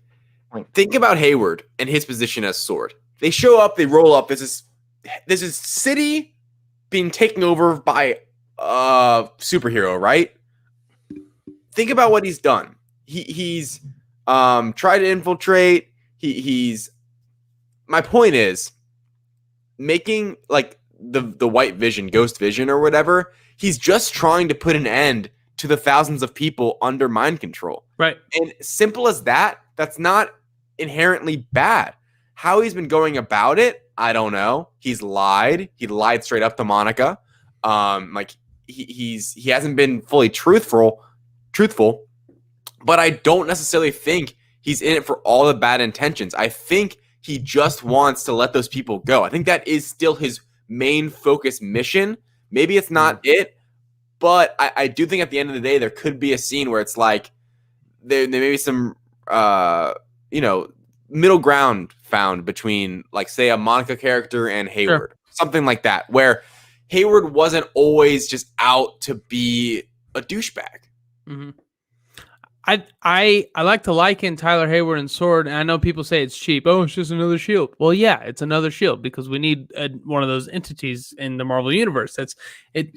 Read the comics. Those Shield and Sword, they drive the conflict in a lot of these stories. If you think you're sick of Sword in this show, Falcon Winter Soldier's coming, and get ready for that shit. Government interference, but yeah, I like Thunderbolt. Oh, stop it. I liken. Sharon Carter, Thunderbolt, calling it. I liken Sword and Tyler Hayward in this show to Shield in Phase 1. Mm-hmm. Before Cap Winter Soldier, when we knew what Shield really was, the Hydra infiltration thing, they were making decisions for the greater good.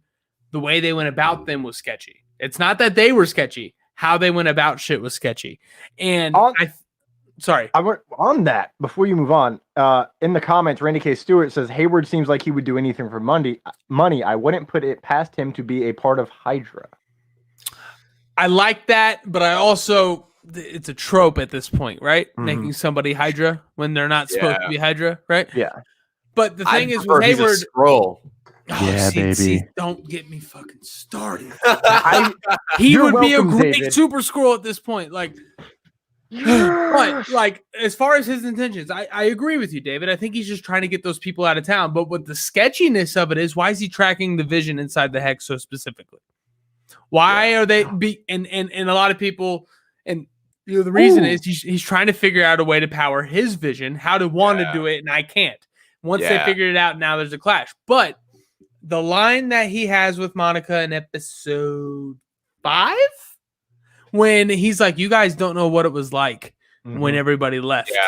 Yeah. If you were in charge of the biggest government defense agency that exists, and people half the universe disappeared for 5 years and then just recently came back, guys, 3 weeks ago, everybody came back. Yeah. and then all of a sudden a town of 3,800 people got taken over by a superhero, I would also be a little sketchy. Yep. Nick Fury, why are you making weapons of mass destruction? Because of him. Sorry. Which was a lie.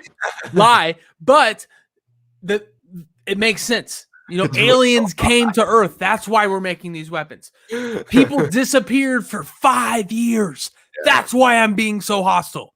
We have to be at this point. You know what I mean? Tony Stark is gone. This is the best defense we have. Yeah. And we're going to do it like Tony Stark would do it. Go in, take care of business. And we need a plan of attack. Hayward has a plan. Attack. And Wanda doesn't have the best track record. Like she went, like no, she does not. Like he went down that one episode. Mhm. Like that's she was a villain, and then she was a criminal. They point like it's almost like the WandaVision show inside WandaVision would be pointing Hayward to be this villain, but in actuality, from a different point of view, Hayward's not all that bad. And that's to answer that question. I think Hayward's motive is still just to get the people out of the city or the town and still lead Sword, but I guess I still don't get the deceit and the somewhat mustache twirling he seems to do. Almost Scroll. The way Thomas, Scroll, exactly. The way Thomas pointed it out, like doing it like almost trying to bait her, because I buy that angle too. Because I might have read it differently, but I don't disagree necessarily. But let's wrap up here. Right. Let's go episode 9 specific predictions. We've basically done it because this is the finale. And normally it'd be like, oh, what are they going to do in this episode? Not for later. There is no later unless you count Doctor Strange, which could be a later. 10. Episode 10. Here's mine. Doctor Strange shows up. No one gets out of the hex beside super beings except Agatha, Wanda, and Pietro and Monica, obviously. But I do not. Here's how I don't think gets out: either of the twins, either of the Visions. I do not think any of them. I don't think any of Wanda's family, let's put it, is in here, and I think that sets her up for Doctor Strange in a bad way, I guess, for like what could be an antagonist role, which is what I'm rooting for. This is why I'm predicting it, because I want her to be not a good guy in that. Yeah, exactly. I want her to have a switch flipped, and I think it'd be interesting if her and Agatha team up in some way, and we do get that mentorship role that she has in the comics. And we know the thing about timelines here. This is weeks. This is a month after, essentially a month now after Endgame finishes. And we know Spider-Man Far From Home takes place 7-8 months after this point, right? So we know Spider-Man 3 takes even farther down the line than that. And then Multiverse of Madness, you would think, takes place even farther after that. So after this, there's going to be a split-off breaking point, and time is going to pass. And I think there is a chance where it ends and Agatha and Wanda are going one way and Doctor Strange is heading the other way. Where's Pietro going? I don't know, but I hope he's still one of my bold predictions, if it even is one. I think that Evan Peters stays around. I don't think he's just a WandaVision character. I would love to see Evan Peters in more of this show, and I hope we get an answer for that. But my big prediction is, I guess, that he might even pop up in Doctor Strange. Like, who knows? I really hope he sticks around, and I'm hoping that Wanda is set up. Maybe it'll upset people. I hope she's set up as some type of villain for Doctor Strange. Like, when Doctor Strange shows up, it's not exactly like cordial. If we want to put it that way. Yeah. So Thomas, what are your specific episode 9 predictions, if you have any? All right, Bettany gets to act against himself. Dope. Yeah. And I want to play something for you guys. It's very important to my thoughts. Play that. You realize it was all a bad dream. None of it was real. Stop! Killing WandaVision will crumble Wanda will crumble along with it. Now, here's what I'm really hoping for now. I hope it's Monica talking Wanda down. And this big climactic fight is finished by someone going, I understand. I blipped away too. I came back. My mom was gone. She was not gone when I left. True. You watched him die twice. Yeah. Only to see him being picked apart. If I had your powers, I'd have done the same thing. Yeah. But I don't. And what you're doing is wrong to the other people. And then she's going to crack. And then WandaVision will collapse. Now, I have other theories that I've had for a long time on this series. And certain things have lined up for it to be possible. We now have mutates. Monica. It's episode 9. It's episode 9. We made it here. We got mutates. You know? Things are still maybe possible. Yeah, I know. It's like crazy. Exactly. So if Pietro is, if it's revealed that he's from the multiverse, yeah, I still got this weird feeling that we might get a no more multiverse. That's my move, because multiverse is madness. Because if you destroy the multiverse, it's not going to happen instantaneously. It's going to happen good. It's going to happen slowly, and it's going to cause timelines to have to merge. Loki. And it could take a long time for all these other universes to combine in and connect.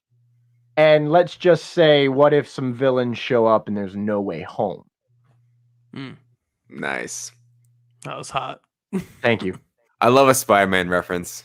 But always gets me.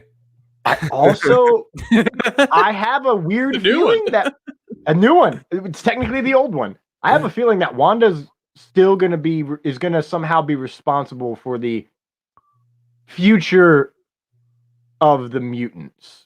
Like whether or not she does something here that causes mutants to come in, or she does something to speed up their generational process of evolution. Thank you.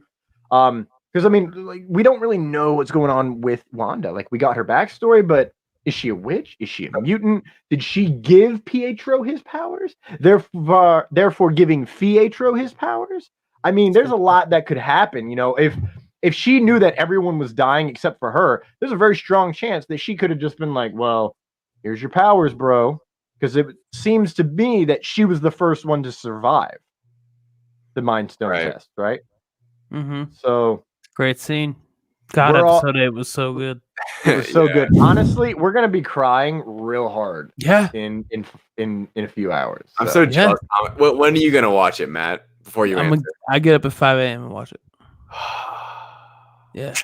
I get up, I take my vitamins, I take my dog out, and I watch WandaVision every Friday. It's like Christmas. Take your vitamins and say your prayers. It's Christmas every single Friday, dude. I've had so much fun over these past 2 months. And guys, I got to hop off after we're done with WandaVision. So I just want to say real quick, one, thank you guys so much for having me on. 2, WandaVision, you know, anybody who listens to LightsThunderAction and is a part of WandaVision, thank you. Because wow, I mean, this has been the most fun 2 months I've ever had with a TV show. That includes Game of Thrones, which is a big deal. As far as episode 9 predictions, as far as where people land, I truly, honestly have no idea. I have no idea where people end up. I don't think we get the Jarvis voiced Vision after this. That's the only thing I can definitely say, because not only is MCU Death a light thing, they spent so much time focusing on the fact that Wanda needs to overcome her grief, not succumb, overcome. For him to just come back and disregard 8 episodes would be tough for me. Yeah. But my predictions from like an overall grandstanding kind of thing, whatever happens at the end of this, whatever the end result is, will affect the MCU for the foreseeable future. We are still dealing with the effects of the Infinity Saga, and we will throughout all of Phase 4. This will also be a part of that. It'll play a role. I think we will get 2 post-credit scenes. That's my big prediction. We get not 1, but 2 post-credit scenes. I think one of them will be a tie into Captain Marvel 2, because I think that's an efficient way to wrap up a Monica Rambeau character in this show and also get a post-credit scene that leads into another project. I think our second post-credit scene will lead into a future MCU project. The easy one is Doctor Strange. I mentioned earlier him going down, seeing the book, and that's worth a look. Yeah. That kind of thing. So that's the easy one. We could get a Spider-Man lead in. We could get a Falcon and the Winter Soldier lead in. We could get a Hawkeye lead in. You know, Hawkeye and Wanda, very, very close ties in comics and the show and the movies, everything. Yeah. And then my last prediction, I guess, is just simply, you know, at thedirect.com, I'm kind of in charge of rankings. You know, I'm in charge of our list. I'm in charge of making sure that we are held accountable for what we feel about these movies, which is a big part of the journalistic view we take at the Direct. Right. So, David, as a Direct employee, in the next 48 hours, you are going to need to rank WandaVision within the MCU. I know it. I know you reminded us today. I'm like, oh, dude, it's because I keep racking my brain around it. As it stands right now, I'm not going to spoil what I'm going to say on my podcast tomorrow. By the way, the Direct podcast, check it out where podcasts are found. It's creeping into territory that makes me very uncomfortable. And that's right now. If they stick the landing, this is going to be a very, very high number on my list. And I think it should be on everybody else's list. I think they stick the landing because, guys, have you ever been upset with the way a Marvel movie has ended? You guys say you don't love which one? Dark World. Okay. Have you guys ever been upset with the way a Marvel movie has ended in the past 6 years? You guys might not like Captain Marvel, but weirdly enough, I think, like, objectively, the best part of that movie is the third act. Weirdly enough, you know what I mean? The problems with that movie is the first two acts that lead into the third act. But I think that, weirdly enough, the third act seems to be nailed in a lesser movie, which is not the case in most movies. So I think they're going to nail this, and I think it's going to end up in a very high rank on my list, and I cannot wait to see how everybody else votes for it. Thomas, I want to know, just because you do not work for the Direct as of now, right now, let's just say they nail the finish, and you like it, at least like it, maybe not love, but like. Where would you put this on a top 5, top 10, top 15 kind of spectrum? It's my top 1 MCU show. Thanks for that. Dude, listen, I don't even rank. I have Lion King is my favorite movie, and then it gets taken over by a movie, and then it always gets dropped back, and Lion King stays at the top. So when it comes to rankings, I can't rank to save my effing life. It's my favorite Marvel movie, Thor Ragnarok. Yes. Is my favorite Marvel movie, The Winter Soldier? Also yes. Is my favorite Marvel movie, Endgame? Also yes. Still. Ranking ain't easy, bro. It's not easy. I'll tell you what isn't my favorite MCU film, The Dark World. If you cut out some weird middle crap that they really papered Jane into, really good movie. Quick question, though. After WandaVision, how much higher has Darcy Lewis gone up on your list? I always loved Darcy. And how much more do you love her now, though? I'm pissed that she's not Hela. What? Are you serious? Are you serious? Oh, I'm dead serious. Listen, I wanted, as soon as they announced her as Darcy for Thor 1, I was like, I want her to play Hela. Because how awesome would it be for Hela, the goddess of death, which in the comics, by the way, she can embody human beings and lives in an entirely different place, is not related to Thor in the same way. She's technically Loki's daughter, but we won't get there. Yeah, Phineas is Loki's son. Yeah, so I wanted her to, like, this entire time be like, oh my god, look, it's Thor, and then be like, haha, I am Hela. I've been waiting to like a swift turn, but it is what it is. It was Darcy all along. Bro, I don't know where WandaVision's gonna go for me when I have to put it in there, but can't wait to see it, though. it'll be in the top half for sure. I can say that I can say that confidently, but I don't. It's so hard to compare, honestly. But I think the last episode, I 100% can tell you will affect where it goes. Oh, absolutely. Sticking the landing is a big part of it. Yeah, and like there's like we went over for the last hour and a half. There's so many questions still, and how many they actually answer, like we'll see. But yeah, definitely in the top half of the MCU and probably top. Iron Man currently sits at number 10 on our direct list. I just put it up, Matt. Thank you, because I'm like, oh shit, like I can't. It being at 10 is emotionally hard for me. The fact that Ultron's at 14, stupid. See, that's Are you serious? First Avenger is at 25 13. different people voted, man. It's Hold on, wait, whoa. It's as distinct as it can get. The first Avenger before Age of Ultron? Yeah. That's not how it would go on my list, but okay, listen. I'm actually surprised because all the time I hear people, First Avenger is not great, and I'm like, oh god, I love First Avenger. It's amazing. My biggest gripe with that film, my only real gripe, is the montage of awesomeness. Like, I don't want to skip 5 years. I don't want to see him learn how to do something in a montage. I want to see him like fail a couple times. Yeah, awesome montage. But and the then thing is about that list. Underrated. Like, that movie did so much more in that time. I knew what they were going to do. As soon as they showed you brought Ragnarok upon all of us, I was like, oh shit. And every one of those little visions, which by the way ties back into the little witch of Wanda, all of them have come true. How much better is Ultron? How much better is Ultron after WandaVision? Better, for sure. How many times have we said that after an MCU movie? Man, this makes Ultron better. Man, this makes Ultron's the ultimate retroactively great movie. You know what? Speaking of retroactively, I want my final thing here that I have is that I think I figured out what Phase 4's like. You know, they said that theme. You know, they said that Far From Home is going to show you what they're going to do. I thought it was all about con jobs. And WandaVision, up until this point, not wrong. It still fits. It fits well. Really But then I thought more about it. I was like, no, it's not going to be that for every movie. However, retconning it's not going to be retconning, really. It's going to be expanding the open parts of the universe we haven't touched yet. Adding context. There it is. Thank you. That was the word. It's adding context. Did I have that written down? I did not. Yeah. So it's going to be adding context to pieces. And in a way, that's kind of retconning. But also in another way, it's not. Yeah. And what's really important to note is, here's why. Black Widow, set in the past. Falcon and Winter Soldier, gonna talk about the past. Zemo. God bless Zemo. Loki, playing around with time. Yep. Yeah, he knows nothing. In a universe where he's now not gonna go to the Asgard prison, right? Maybe Frigga doesn't even die. Anyways, we're not getting down that rabbit hole. Oh, stop. Eternals set over 7,000 years. And it's important to note that my favorite line from WandaVision, that's a lie.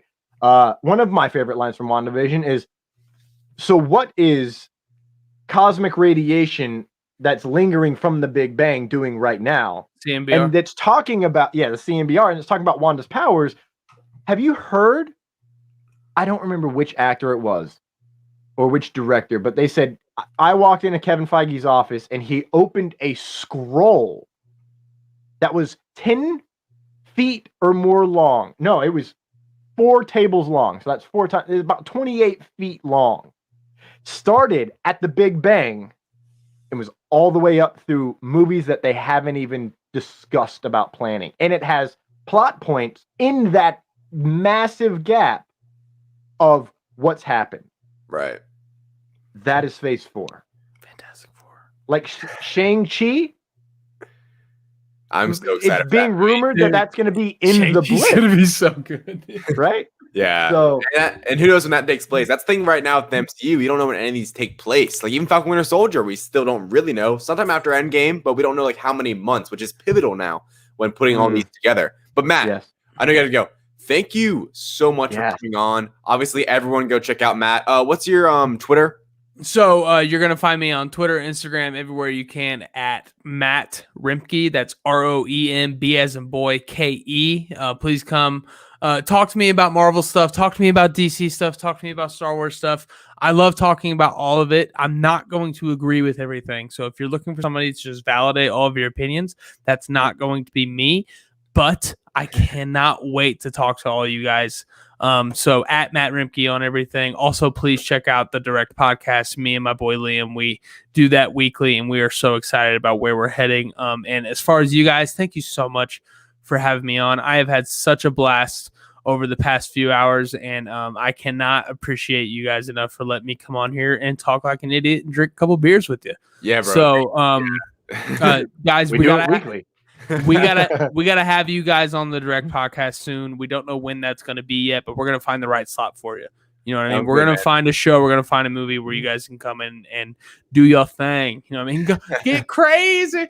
So, thank you guys again so much. I can't tell you how much I appreciate it. And David, I will be messaging you as soon as I watch WandaVision to tell you how excited I am about it. So actually, no. You got to hit me up as soon as you watch WandaVision. Yeah, I know. And real quick before I go, I'm sorry, I got to do it. David, over under 1,300 all-purpose yards for JT this year. All-purpose? Yeah, Over. with a bullet, right? Are we re-signing Mac? I hope so. I don't want to, but that would be pretty cool. I don't want to. Who stops us at that point? No defense, no linebacker. No defense. I'll say that, but it's gonna be an ankle. So again, guys, thanks for having me on, and go Colts. Go Colts. Thanks, Matt. All right, see you guys. Andy Dwyer over here. Caught a touchdown pass from Reggie Wayne. Spoiler. Hey. Oh man, All right, Thomas. that's fun, man. What a guy. What a guy And Matt is. What a guy, dude. All right, Thomas. How do we do this? What the hell? Social media. Our social media. Thank you, man. It's been a long day. I got to work like 12 hours tomorrow. I'll start. Our You guys social can media. find me at my name, David Thompson, on Facebook, at David J. Thompson on TikTok and Instagram, at David Thompson with 2 A's on Twitter. Go check me out on Twitter. It's where I'm most active, where I like to talk most, where I like to theorize most and keep up with all the latest happenings. Thomas, where can everyone find you?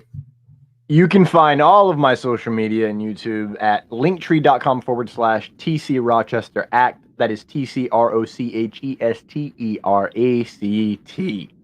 Yes. And David, I got no promotions.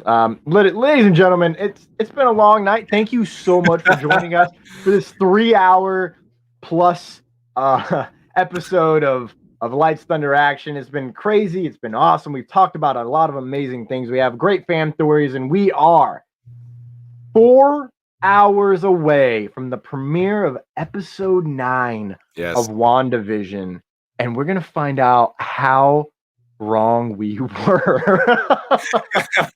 Exactly. This has been quite the epic show, Thomas. It's been a blast. Yes. Oh yes, man. Thank you all for joining us. We love you. Thank you for chiming in the comments. Please go like and subscribe on all the social medias. Give us a review on your favorite podcast location, or all of them if you want. This has been episode 47 of Lights Thunder Action. We will catch you all next week. Bye, everyone. Blah!